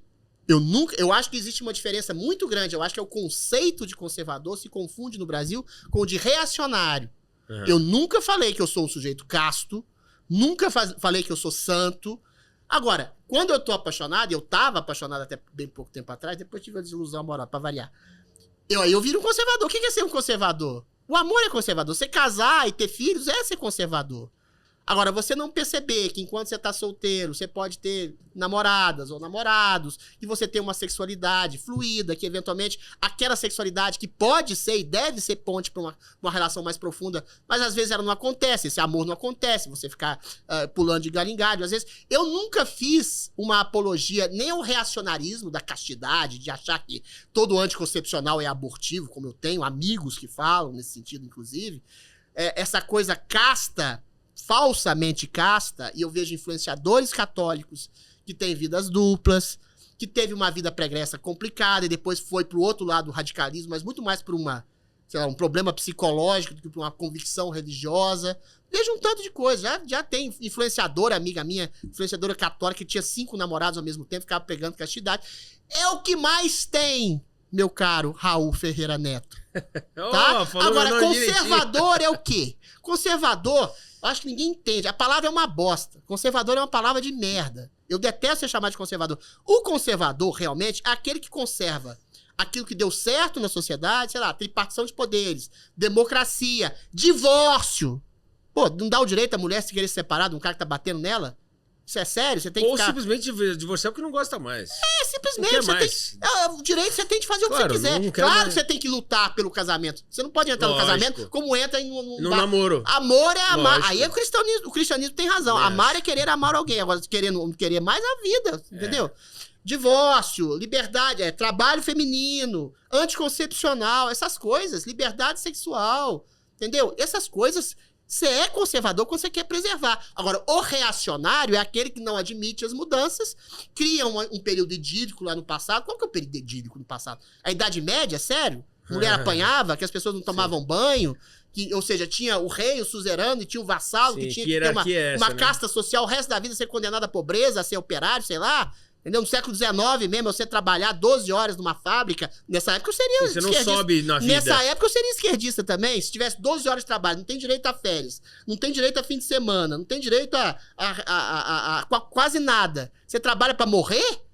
É claro que ia surgir um Marx lá naquela época. Depois ele foi defasado. O capitalismo foi se adoçando, foi se ajustando, foi se adaptando ao humanismo, percebendo, inclusive, que o sujeito bem alimentado, bem tratado, que trabalha e tem horas de conforto, ele gasta mais, ele consome mais, entendeu? Nem é uma questão humanista. Claro, é. Então, assim, ser conservador, em síntese, é você perceber o que deu certo na tradição, o casamento dá certo até hoje. É a melhor maneira de regular a sociedade, inclusive do ponto de vista do amor entre duas pessoas. É você perceber o que deu certo na tradição e o que deu certo nos avanços. É avançar com cautela. Agora, o reacionário é aquele que não admite mudança e diz que lá no século XVII era melhor do que hoje. E não é. Não é. A gente vive hoje, isso é uma palavra do Milor Fernandes, no melhor dos mundos. O Harari falou isso também, o Yuval Harari, que é um autor do Sapiens, né? Hoje a gente tem materialmente 2 bilhões de pessoas saindo da pobreza, a gente tem, embora haja pontualmente, tem menos guerras, menos fome, menos miséria. Tudo isso pelo avanço do capitalismo, as relações sociais, as mulheres podem votar, os negros não são escravos mais. Isso tudo é avanço. Uhum. Que conservador? Você quer conservar o quê? O século XIX, em que o Brasil era escravocrata? O que você quer conservar? Conservador, no sentido lato do termo, é avançar com prudência. Agora, o nome é uma bosta. Tinha que mudar pra outra coisa. Você vai chegar para um adolescente de 16 anos. Você quer ser progressista ou quer ser conservador? Porra, eu quero avançar. Eu quero uma sociedade melhor. E a sociedade está sempre avançando. O problema é que o progressista, às vezes, é identificado com o revolucionário. O que deu nas revoluções? Revolução Russa, 1917. Você trocou o czarismo pelo stalinismo. Um sistema opressor por outro, entendeu? A mudança abrupta, você tem sempre que ter cautela em relação a ela. Você acredita que é possível um socialismo da maneira correta? Porque uma coisa é falar um socialismo que é assim, não, isso não é socialismo. Mas sim onde você tem essa igualdade, mas todos trabalham. Qual é a sua visão sobre o capitalismo e o socialismo? Não, eu tenho uma ótima visão hoje pelo capitalismo. Uma ótima visão. Tenho uma ótima visão. O capitalismo, quando ele foi fundamentado lá e começou na Revolução Industrial no século XIX, era uma bosta. Era a exploração realmente da burguesia pelo proletariado. Por isso que o Marx ascendeu nessa época. Naquela época, você, eu seríamos esquerdistas, todos nós. Todos nós seríamos marxistas, porque as condições de trabalho eram injustas mesmo. Agora, a partir do momento que o capitalismo foi adoçando, ele foi fazendo com que as pessoas e as massas trabalhadoras emergissem não a ponto de virarem patrões. Isso é impossível, claro, né? Todo mundo vira patrão, só não tem operário. E tem gente que nem quer. Mas as condições de trabalho, as condições humanas, as condições de subsistência, as condições de consumo, pô, isso não sou eu que tô falando, Raul. Isso é fato, isso é história. Eu falei um dado aqui. Nos últimos 50 anos, 2 bilhões de pessoas foram resgatadas da miséria. Ou seja, o capitalismo, ele se moldou a um aspecto social. Aí ele é socializável, eventualmente, ele ficou melhor e melhorou, deu melhores condições de vida para as pessoas. Entendeu? Hoje é uma relação de parceria. Claro que tem patrão abusivo, claro que tem relações de trabalho que são conspurcadas, mas é o que eu tô dizendo. É dos princípios do próprio, né? Que é o ser humano, você tem que mudar o ser humano, né? Mudar o cara, não o sistema. Agora, o socialismo, ele nunca deu certo em lugar nenhum. E essa frase que você falou é muito perigosa. Não, mas esse não é o verdadeiro socialismo, porque é o que todos os socialistas falam. Eu não sou socialista. Tá? Eu sei. Mas quando você coloca... Ou sou. Qual que é o princípio socialista? O socialismo é o seguinte, você tem um Estado com um partido único, você elimina a competitividade, que é essencial ao avanço humano. Pô, a gente compete por mulheres, a gente compete para ser o mais bonito, a gente compete para ser o mais inteligente. Isso não quer dizer que as pessoas sejam humilhadas. A vida é um mutirão. Você é mais bonito que eu, fulano é mais rico que eu, tem mais aptidão para ser cientista, eu tenho mais aptidão para ser jornalista. Então você vai tentar competir naquela área que você achar o melhor. E se você não for o melhor naquela área, você vai mudando de área. E mesmo que você não seja o melhor, você pode ter benesses nesse sentido. O socialismo, ele quer nivelar todo mundo. Você tem um partido único, você só pode se adequar à premissa da ideologia daquele partido único. E, eventualmente, a competição fica abalada, você tem só o proletariado, você tem o partido único. Isso é o mau capitalismo, entendeu? Então, nunca deu certo. E aí, historicamente, nem se fala. Morreram 100 milhões de pessoas em ditaduras, porque o socialismo, ele tende a ser uma ditadura. Ele não se coaduna a um princípio democrático. O capitalismo, para que ele seja instaurado, ele precisa passar por uma ditadura. Capitalista. Ele precisa ser capitalista. Ele precisa ser ditatorial. Você tem que impor um regime. Você tira a competição, que é uma característica básica do ser humano, você anula as potencialidades de desenvolvimento humano na raiz. Então, assim, você cria um autoritarismo da base. E aí, quando você se revolta contra esse regime instaurado, você é morto. Bom, ele está exagerando? Não, é só ver o que aconteceu em Cuba, o que está acontecendo na Nicarágua, o que está acontecendo na Venezuela, o que aconteceu na União Soviética, na Iugoslávia, em todos os países que o socialismo foi colocado. Não deu certo. O capitalismo deu. Tem regimes ditatoriais capitalistas? Tem. Tem regimes liberais que são complicados? Tem. Mas, eventualmente, a essência do capitalismo, quando ela é bem administrada e coadunada à democracia, ela é funcional. O socialismo, não. Os Estados Unidos é um país extremamente capitalista, mas que tem essa polaridade, inclusive, né? Do republicano e do democrata, ou seja, esquerda e direita, ou direita e esquerda. Você enxerga que a direita e a esquerda de lá, elas são muito distintas do que a direita e a esquerda aqui do Brasil? Não, tem duas distinções. A esquerda, ela perdeu voz exatamente porque eu estou falando isso. O que eu estou falando aqui agora. A esquerda marxista clássica, essa está praticamente morta. Porque não adianta você lutar contra o sistema capitalista que melhora, entre aspas, a maioria das pessoas. O próprio que luta não é também, né? O discurso, se você percebe o eixo do discurso da esquerda, ele mudou de lugar. Não é mais proletariado contra patrão, tá? Ainda tem, mas é bastante ocasional. Ele é o discurso que a gente tá falando aqui, é o identitário. Aí a gente tem que estudar lá a escola de Frankfurt, que eles falavam. Falei, olha, não tá dando certo esse discurso. Em vez dos caras perceberem que tá dando certo porque ele é ruim mesmo, porque ele não é factível com a realidade, eles mudam o eixo. Agora, os sistemas de opressão são múltiplos. São identitários, é o negro contra o branco, é o homem contra a mulher, é o gay contra o hétero, é o trans contra a pessoa cis. Ou seja, são múltiplas, aqui se chama de marxismo cultural. E tem funcionado.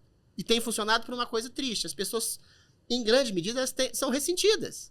Eu não tenho o emprego que eu quero, não tenho a vida que eu quero, eu não tenho a mulher que eu quero, o dinheiro que eu quero. A culpa é de quem? É isso que eu ia falar, mas o que você tá fazendo sobre isso, branco, né? É o macho adulto branco, hétero, sei lá, é o patrão. Aí você cria uma miríade de culpados pro seu fracasso. Às vezes tem uma certa culpa de outras pessoas. E que vem de antes, você tira a ética da responsabilidade individual, entendeu? Então, é por isso que eu sou... Quando alguém me pergunta se é de direita, se é de esquerda, eu sou anti-esquerda, sobretudo anti essa esquerda contemporânea, porque ela cria um discurso de ressentimento. Mas e a briga e o argumento por falta de oportunidade? Que isso é uma pauta muito... Isso é uma questão, né? Onde disse que não tem oportunidade, por isso que a pessoa não consegue desenvolver. Você sempre tem um grau de exclusão social. A questão é, qual é esse grau? Falta de oportunidade baseado no quê? Os Estados Unidos vivem uma política praticamente de pleno emprego. Entendeu? Você tem oportunidades. A questão do socialismo... Lá você quer, você trabalha. Lá você quer, você trabalha. Você vai trabalhar de engraxate, você vai trabalhar, sei lá, de mecânico, você vai trabalhar. Exatamente. E você vai ter condições minimamente razoáveis de subsistência. Teu dinheiro lá vale alguma coisa. Então, assim, se você tem um sistema capitalista bem implementado, como tem nos 50 estados americanos, você vai ter uma oportunidade grande. Agora, não é todo mundo que vai aproveitar essa oportunidade. E mais... Não é todo mundo que vai se adaptar à circunstância de trabalho em que ela está. As pessoas falam que a esquerda ela se move não pela exclusão social, mas pela inveja. Você está trabalhando aqui, você tem uma condição de subsistência razoável que é muito melhor que o cidadão médio do século XVII, que a gente estava falando aqui. Entendi. Mas o sujeito tem um tênis melhor que o seu, que é o jovem de 15 anos. O sujeito tem uma namorada mais bonita que a sua. O sujeito tem um carro, tem uma Ferrari, você tem um Fusca, sei lá.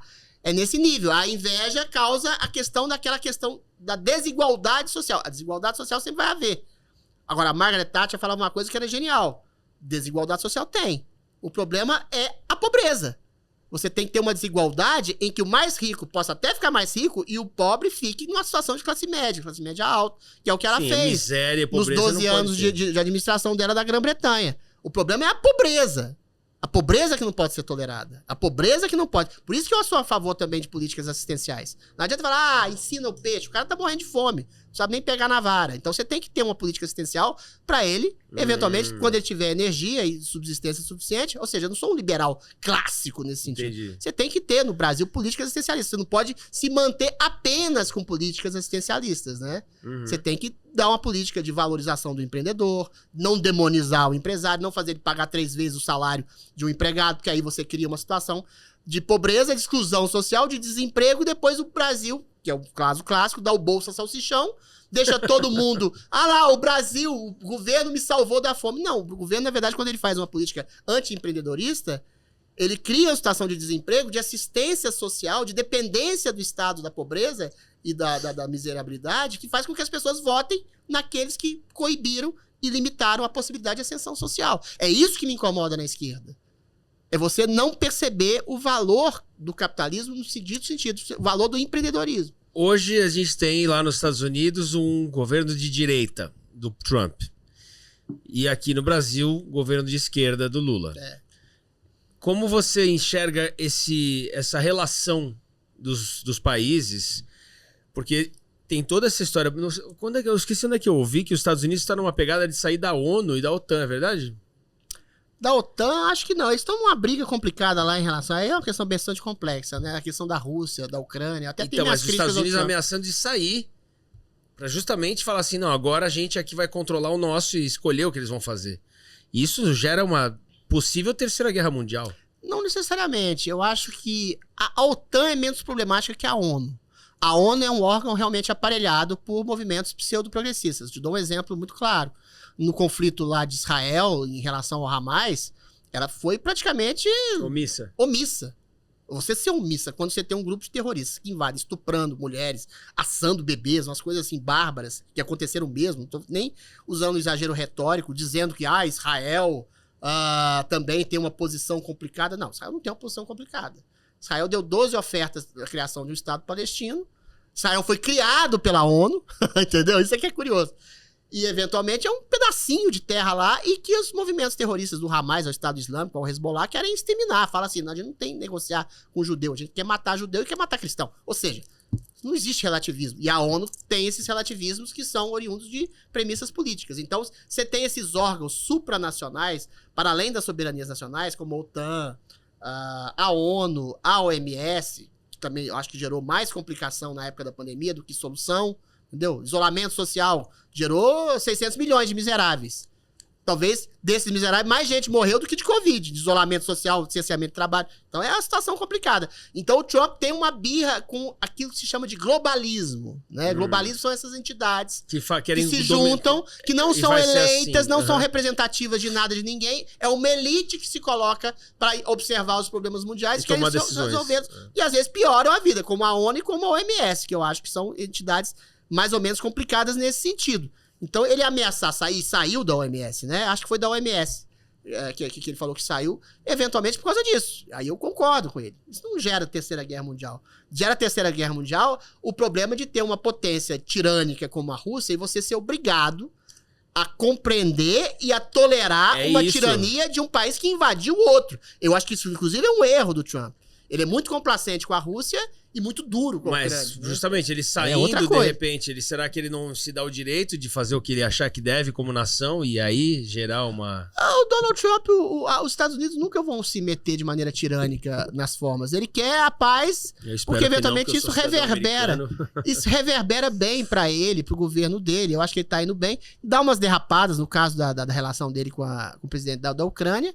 Eu acho que tá indo numa boa direção. O que você achou desse encontro, dessa discussão, dessa desavença dele ali com o Zelensky? Acho um erro. Da parte do Trump? Do Trump. Acho um erro do Trump. É um dos poucos erros, talvez seja o único erro do Trump, que eu achei mais substancial. Por que eu entendo o Trump. Existe uma questão que é pragmática política, que muitos amigos meus falam e que eu discordo. Eu discordo por quê? A Rússia é um conflito extremamente complexo, né?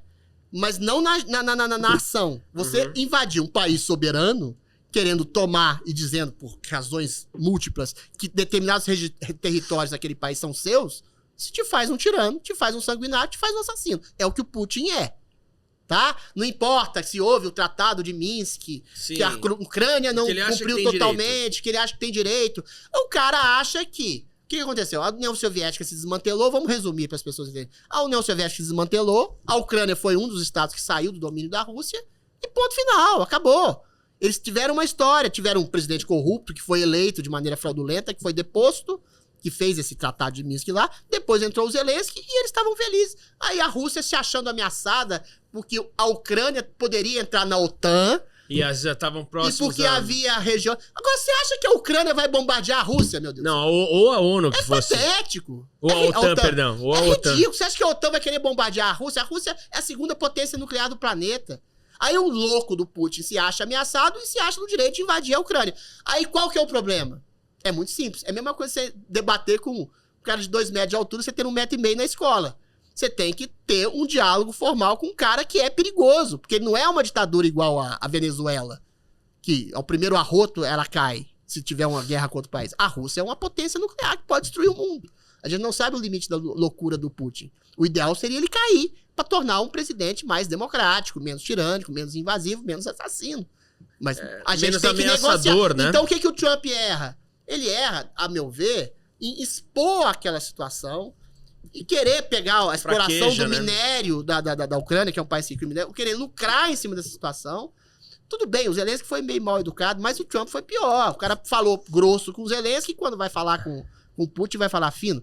Não vai falar fino. Ou seja, a questão é saber em que medida você pode negociar. Agora, entregar todas as regiões que o Putin quer, que é o que queria antes da guerra, não sei. Sabe o que aconteceu? Isso aconteceu parecido nos anos 30. Existia um sujeito, ninguém lembra, bom pra ele, né? Que era o Chamberlain, que era o primeiro-ministro da Inglaterra nos anos 30. O nosso querido Adolfinho lá invadiu a Polônia. É meu.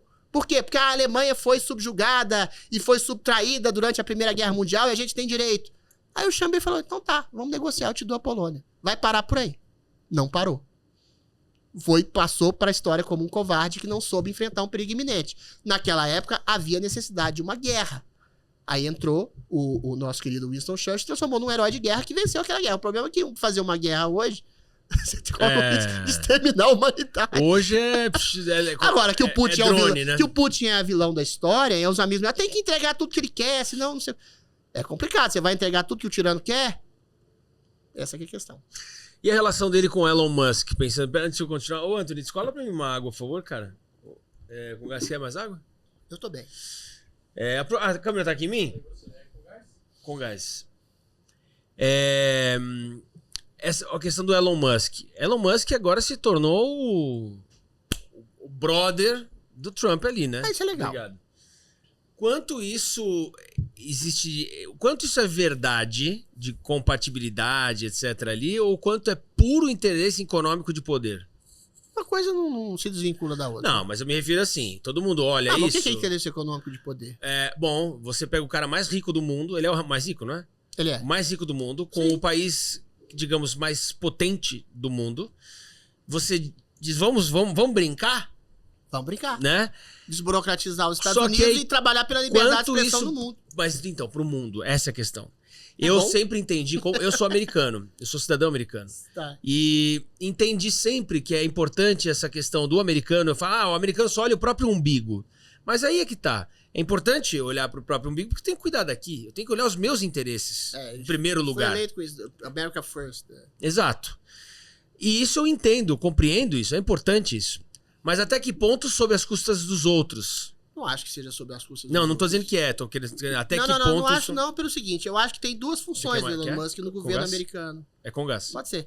Tem duas funções do Elon Musk que ele tem cumprido a contento. É desburocratizar os Estados Unidos, pegar funcionário vagabundo e o Deep State americano, que tava trabalhando como a USAID, por exemplo, que era uma agência que fazia lobby para, enfim... princípios identitários, que a gente tava falando, você falou metade da entrevista sobre isso, inclusive. E outra coisa, liberdade de expressão. Você tá lembrado que o Trump foi banido do Twitter. Banido.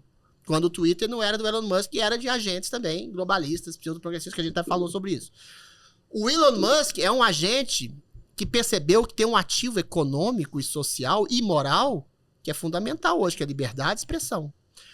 No Brasil nem se fala. Na União Europeia você tem movimentos censores, você tem movimentos que você não pode falar nada sobre a cultura woke, por exemplo. Que as pessoas são presas, são processadas, são censuradas. No Brasil nem se fala. O Brasil é o paraíso da censura hoje, porque é uma democracia travestida, é uma ditadura travestida de democracia, que as pessoas vão pra cadeia simplesmente porque contestaram o processo eleitoral, coisa que acontece em qualquer democracia do mundo. O Trump contestou e contesta até hoje a derrota que ele sofreu pelo Joe Biden, né? Então, assim, você criticar um ministro hoje aqui, você vai preso. E o Elon Musk desbaratou. Ele é um touro defensor da liberdade de expressão e viu no Brasil e brigou com o Alexandre de Moraes de maneira frontal, dizendo: o que você está fazendo é censura prévia, o que você está fazendo é perseguição, o que você está fazendo é rasgar a sua própria Constituição, que garante liberdade de expressão como direito civil sacrossanto, base da democracia. Então, isso acontece também nos Estados Unidos, pela parte da grande mídia, de alguns estados, de alguns governadores, de alguns juízes.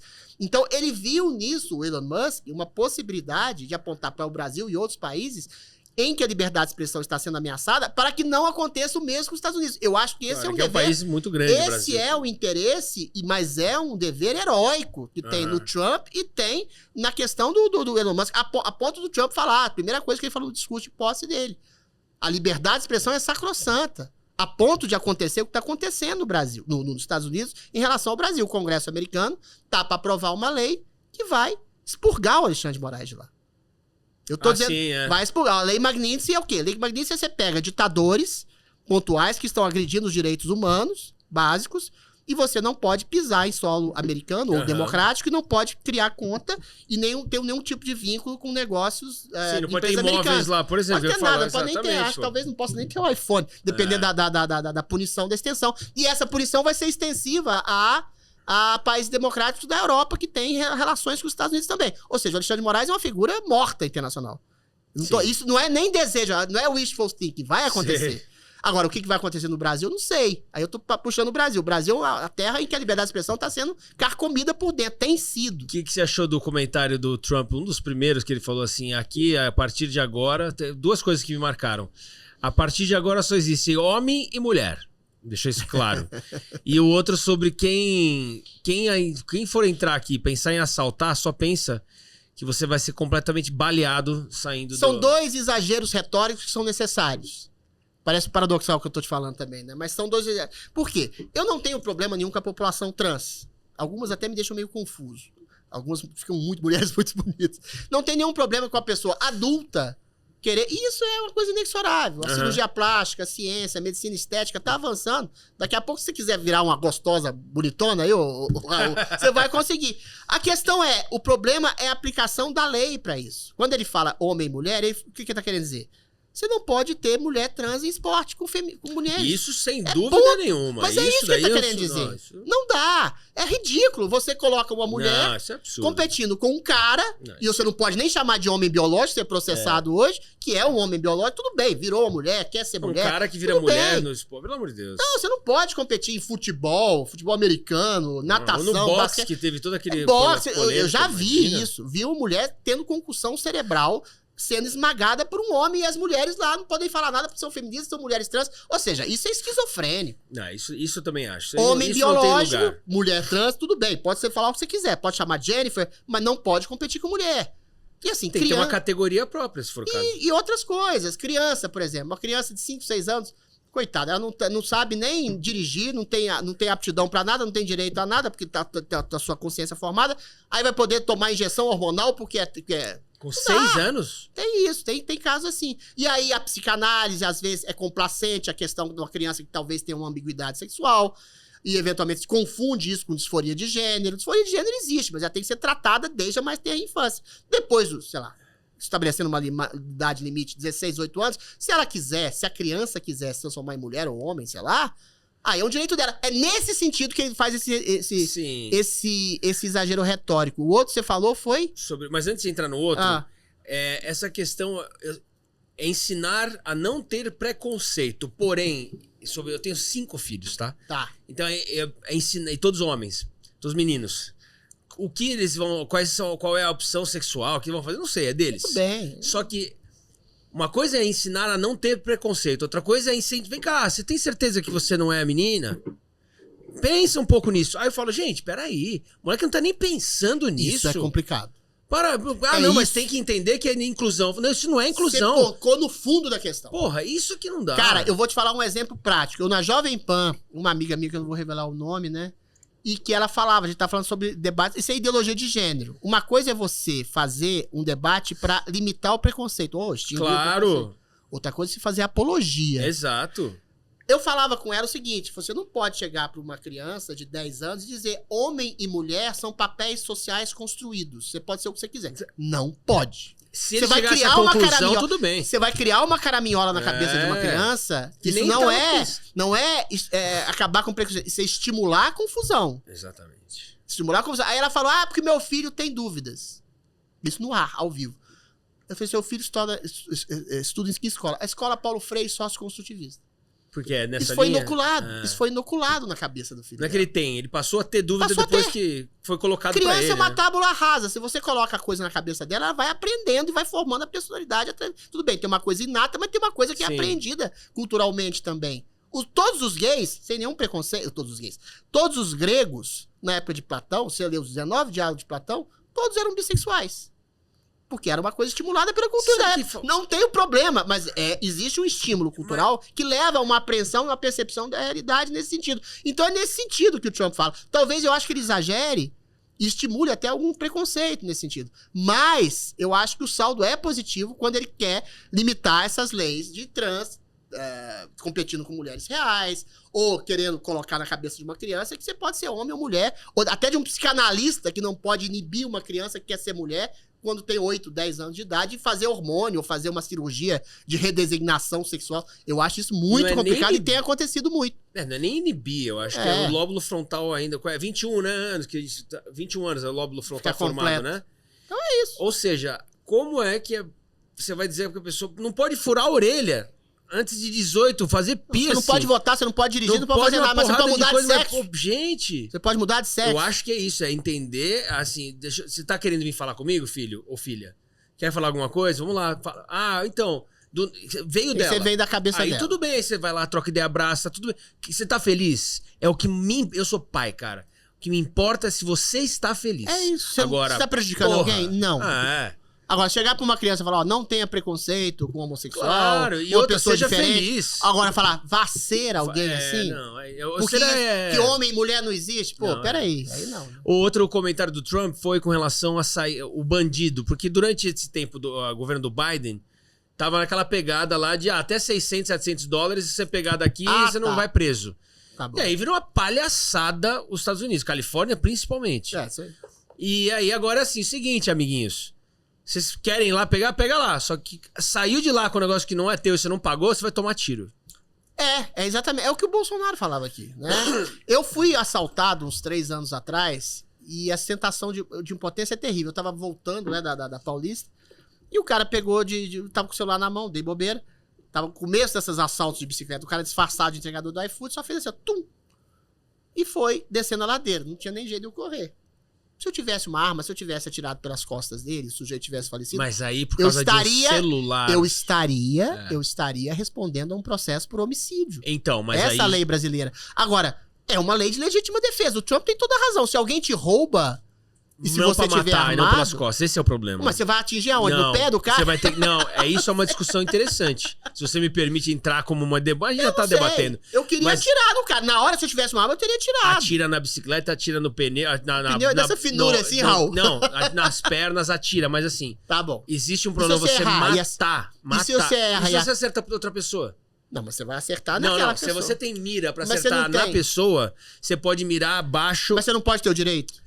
De atirar pelas costas porque na cabeça. Porque o cara roubou meu celular. Tá, mas você não vai ver, você não vai nem pensar na hora, Raul. Se for uma coisa criminosa feita comigo, de alguém me bateu, alguém me espancou com meu filho, aí sim. Você precisa ter o direito a uma legítima defesa. É o que o Trump tá falando. Você teve um esgarçamento da lei a ponto... Pô, Califórnia, você deu um exemplo maravilhoso.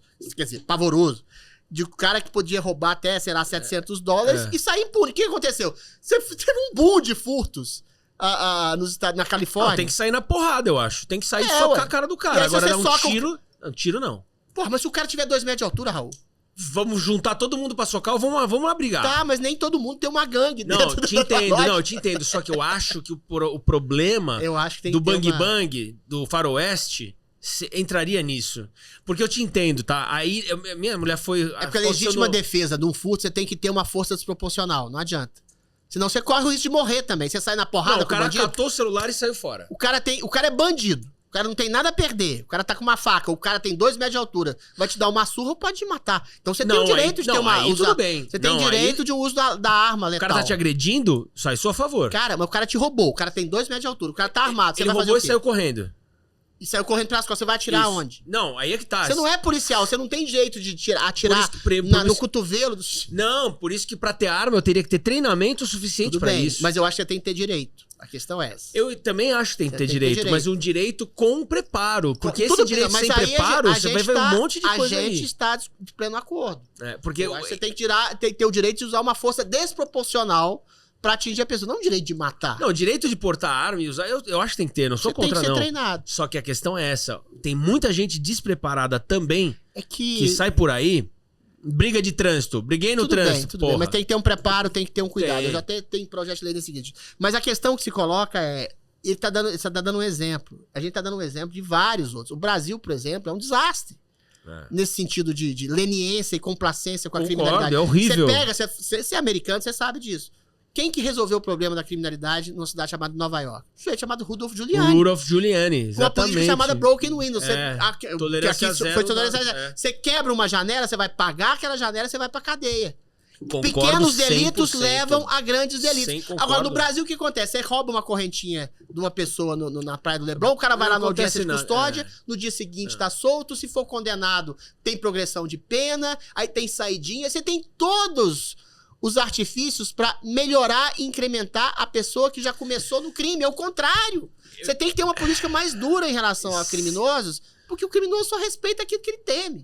Você sabe que... É isso que o Trump tá falando. Não, você sabe que até eu lembrando agora, pensando de coisas que eu vi, voltando à história do celular.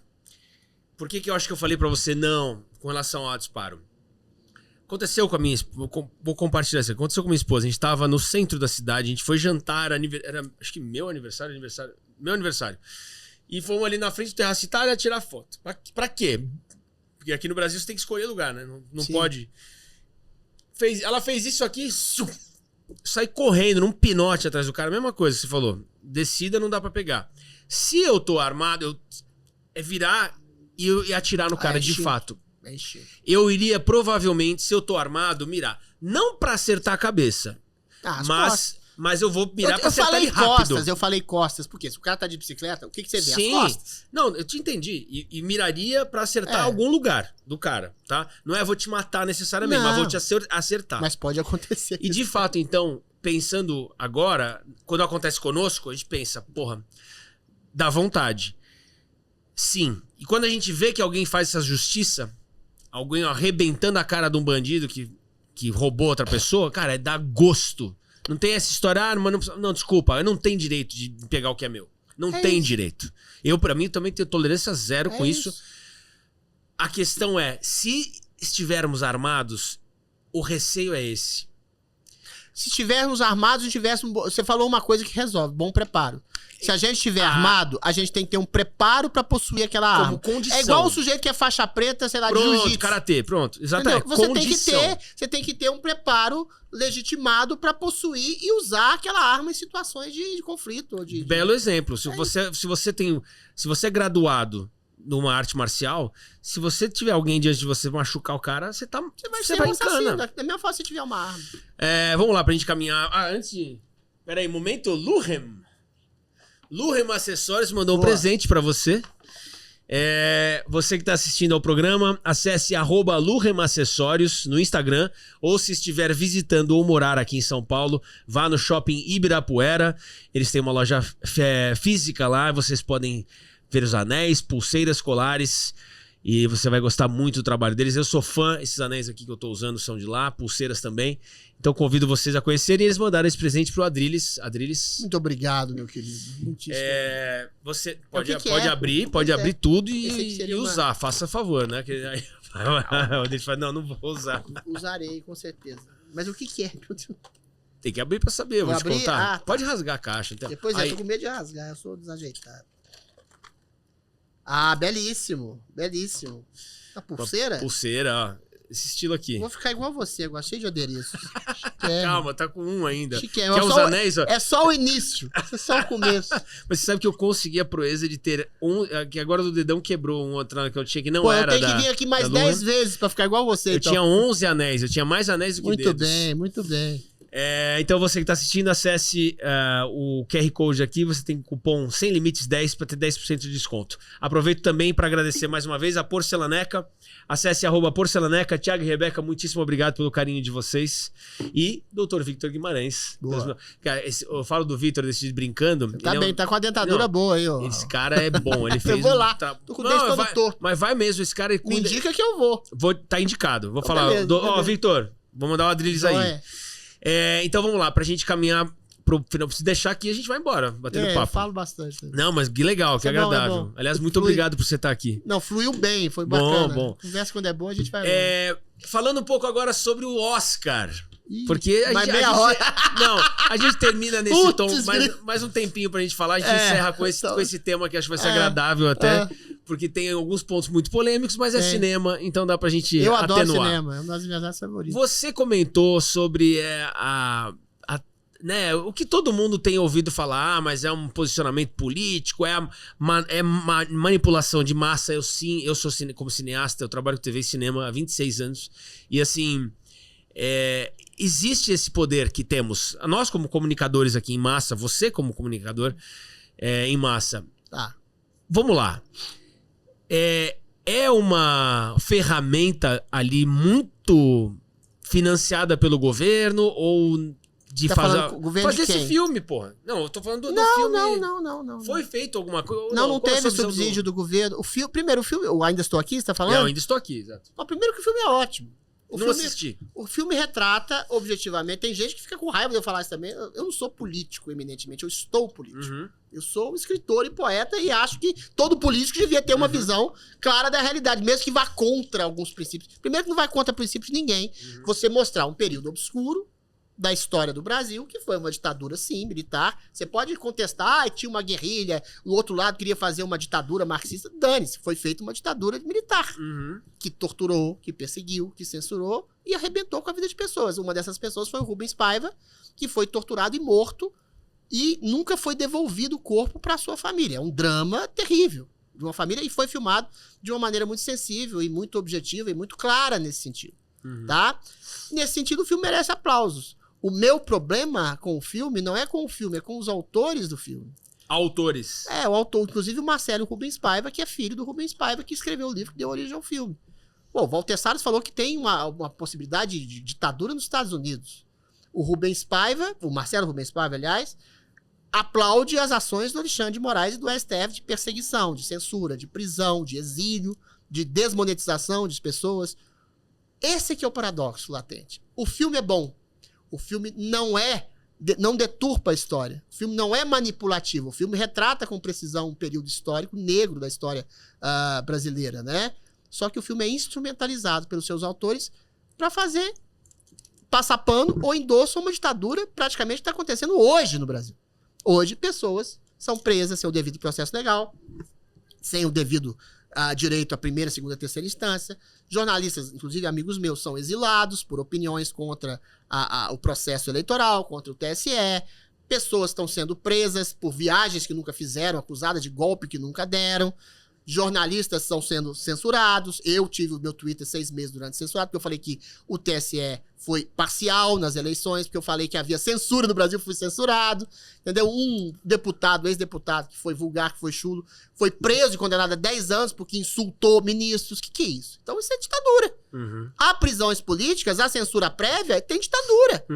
E essas pessoas, esses autores, eu tô falando assim, a Fernanda Torres, o Walter Salles, todos falaram a mesma coisa. O Marcelo Rubens Paiva, eles não só escamoteiam que não existe uma ditadura, como acham que todas essas coisas são necessárias pela possibilidade de um golpe que seria dado por um governo fascista do Bolsonaro, que poderia ter sido feito, nunca fez, foi feito, e está sendo feito hoje o governo ditatorial. Meu problema não é com o filme que é bom. Eu volto a dizer, o filme é bom. O meu problema são com os autores do filme que eventualmente os artistas envolvidos no filme, que usam o filme para condenar uma ditadura de 50 anos atrás, mas para endossar perseguições, censura, tortura, gente que morreu na cadeia, como o Clériston, que foi acusado sabe-se Deus o quê, o PGR pediu a soltura dele, ele, diabético, morreu dentro da cadeia. Ou seja, essas pessoas que são ultrassensíveis em acusar, denunciar e mostrar uma ditadura do passado, não têm a sensibilidade de promover a democracia hoje, dizendo que estão lutando pela democracia para destruir, arruinar, censurar e perseguir pessoas. Meu problema é com os autores do filme, não com o filme em si. Entendi. E sobre o Oscar em geral, você uma outra coisa que você pontua também, você entende que é mesmo ali uma... Cara... que é uma panelinha só pra fazer premiação. Não é só isso. Eu acho que é também, eu acho que tem valores de amizade, valores políticos, valores de conchavos econômicos. Tem. Sempre teve ou é de um tempo pra cá? Não, sempre teve. Isso não é de agora. Agora, tem filmes maravilhosos que foram premiados, O Poderoso Chefão, sei lá, tem filmes, Casablanca não foi, perdeu. Casablanca nunca ganhou o Oscar de melhor Casablanca filme. ganhou só roteiro. É considerado o melhor filme de todos os tempos, mas nunca ganhou o Oscar. Enfim, tem filmes extraordinários, Cantando na Chuva, que foram premiados, que tem clássicos. Agora, tem anos que eu acho a Nora um filme meia boca pra fraco. É um filme, ao anti-conto de fadas de uma prostituta que se engana, se casa, aí no final do filme o cara dá o pé na bunda dela. Pô, puta essa clichê. aqui ganhou melhor atriz, né? Puta clichê, entendeu? Agora, tem isso. Hollywood premia, às vezes, a pessoa que tá muito velhinha, ou a pessoa que ele acha que é a promessa de uma nova geração. Ou que nunca ganhou, precisa ganhar. Ou que nunca ganhou, precisa ganhar. Aí tem critérios econômicos, tem critério de amizade, a pessoa tá com antipatia da outra, fala besteira, como essa menina da Emília Pérez falou muita besteira no passado, aí não premia. O critério é artístico, o critério não é pessoal, entendeu? Então o Oscar tem essas coisas. Agora, às vezes eles acertam, às vezes eles erram. Não tenho. O Oscar é o que é uma premiação da indústria americana. O que eu acho engraçado, aí eu vou ser um pouco sarcástico, é o brasileiro, quando é indicado. Essas pessoas, todas essas pessoas são de esquerda, né? A Fernanda, o Walter Salles, por isso que eles querem uma ditadura. Ditadura pra nós, pra você, não, pra vocês, pra nós não. E essas pessoas são todas de esquerda e todas esnobam, né? A indústria americana, o cinema americano. O Walter Salles até menos, que é um cara mais cineasta, mais cinéfilo. Mas assim, não, essa premiação, a Fernanda Montenegro é uma premiação da indústria americana. A Fernanda Torres, no passado, falou, é uma premiação injusta. Aí quando são indicados, é o Oscar. Ou seja, aí vira que é importante de novo. Fã do Império Yankee, aí vira importante, a premiação é maravilhosa, aí quando não ganha fica puto, aí fala mal da atriz. Ou seja, é um deslumbramento total. E não tem problema em ser deslumbrado. A indústria do cinema americano é a maior do mundo. Sim. Fez os melhores filmes do mundo. Eu também adoro o cinema europeu, gosto de Fellini, Godard, Truffaut, Bergman, etc. Mas o cinema americano é em estrutura, em produção, é o maior do mundo. Sim. Tem muita porcaria, mas tem clássicos. Tem muita coisa em ascensão. O filme coreano tá melhorando muito. Tem uma qualidade técnica, cinema. Mas ainda tem a questão do idioma aqui. Eu adoro o cinema, mas o cinema americano é o que produziu mais e melhor no mundo. Então não tem problema de ficar deslumbrado em alguma medida com o Oscar. Só que eu acho meio contraditório eles, né? Pela ideologia, fala, desprezo, mas quero. Mas quando exatamente. Quando não Desde que eu não seja eleito, não ganhei, eu desprezo. Não ganhei, não me importa esse prêmio. Não desprezo. Mas se eu ganhar é bom, é ótimo. Aí o Celton Mello dá pulinho de alegria. Acho meio curioso. Mas é muito comum, né? O sujeito despreza aquilo que ele quer ter. Adriles, foi ótimo. Brigadão, foi um prazer incrível conversar com você, de verdade mesmo. Agradeço por você ter aceitado o convite, por ter essa troca franca.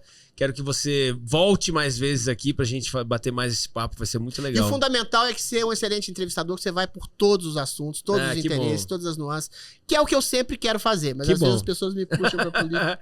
Que bom, deu pra gente abordar bastante coisa. Deu pra muita coisa, foi ótimo. Que bom, fico muito feliz. Antes da gente encerrar, olhando pra essa câmera aqui, deixe seu recado à vontade. Sobre o quê? Sobre você falando com o seu público, como você bem entender. Bom, eu queria agradecer. A gente tá num período, Raul, o período mais sombrio da história do Brasil, eu acho. Porque é pior o que a gente tá vivendo hoje que na ditadura militar. Tudo bem, tinha morte, tinha tortura. Eu acho que a liberdade de expressão é um valor sacrossanto. Inclusive, a gente tá falando de cristianismo, de religiosidade. Só ama quem é livre, quem não escraviza o outro. Então, por isso que eu rechaço todo tipo de ditadura. Eu acho que você percebeu o que está acontecendo no Brasil em termos de perseguição. A gente não tem polarização hoje, a gente tem perseguição política. Ainda que você seja conservador, progressista, comunista, capitalista, você tem que perceber que hoje há um sistema persecutório, ditatorial e tirânico no Brasil. E esse sistema está sendo observado no mundo inteiro. Então é só para abrir os olhos para a realidade brasileira, que às vezes nunca não é informada, sobretudo pela grande mídia, que em grande medida, sobretudo a Rede Globo, endossa esse sistema persecutório. No mais, estou lançando um terceiro livro, chama-se Libertação, não é por coincidência, um livro de poesia que fala sobre política, sociedade, cultura, liberdade, religião, etc. E nos próximos meses estou lançando aí, só para fazer um merchan. Ótimo, ótimo. É por aí. A gente coloca aqui, inclusive, Anthony, se puder, a gente coloca aqui embaixo na descrição, se você tiver alguma informação específica do seu livro. Ele não tem data ainda, tá na boneca, ainda tá sendo feito, ainda daqui um mês mais ou menos eu tô lançando ele. Sucesso. Muito obrigado mais uma vez, foi muito legal, agradeço de coração. Sucesso pra nós todos, querido. E obrigado a você que acompanhou o programa aqui no YouTube. Também a gente coloca os nossos cortes no Instagram e no TikTok. Ambos @RFN Sem Limites. Peço a você que inscreva-se aqui. Aqui no YouTube também tem os cortes, né? Na aba Vídeos. Você pode assistir pelas playlists. Peço a você que inscreva-se, caso ainda não seja inscrito do canal, curta essa entrevista, compartilha com o maior número de pessoas possíveis e comente livremente. Uma coisa que falamos muito aqui sobre liberdade de expressão, mas respeito acima de tudo. Falar tudo o que você pensa não significa que você precisa ser rude. Então toma só um cuidadinho, porque do outro lado alguém sempre lê o seu comentário. A gente falou bastante, aliás, hoje aqui sobre isso e foi bem legal. Vale você que de repente pegou a entrevista num ponto mais pra frente, voltar um pouquinho, assistir inteira. O Adrilles, um cara sensacional, que a gente teve uma troca muito boa sobre diversos assuntos. Peço a você que acesse @RFN_audiovisual. O estúdio de onde fazemos o programa Raul Ferreira Neto Sem Limites. Estúdio aqui em São Paulo, na Avenida Brigadeiro Faria Lima, em São Paulo, já falei. Então acesse RFN_audiovisual. Durante a entrevista, agradecemos ao Dr. Victor Guimarães, então faço nessa ordem os agradecimentos aos apoiadores, porque o Dr. Victor Guimarães, quem sabe, vai fazer os dentes novos do Adrilles. É muito legal o trabalho dele. Valeu. Então convido você a acessar @doutor.victor Guimarães. Acesse o Instagram, fala que você ouviu aqui no programa Raul Ferreira Neto Sem Limites. Mais uma vez, Thiago e Rebeca, obrigadíssimo pelas canecas personalizadas. Acesse @porcelaneca no Instagram.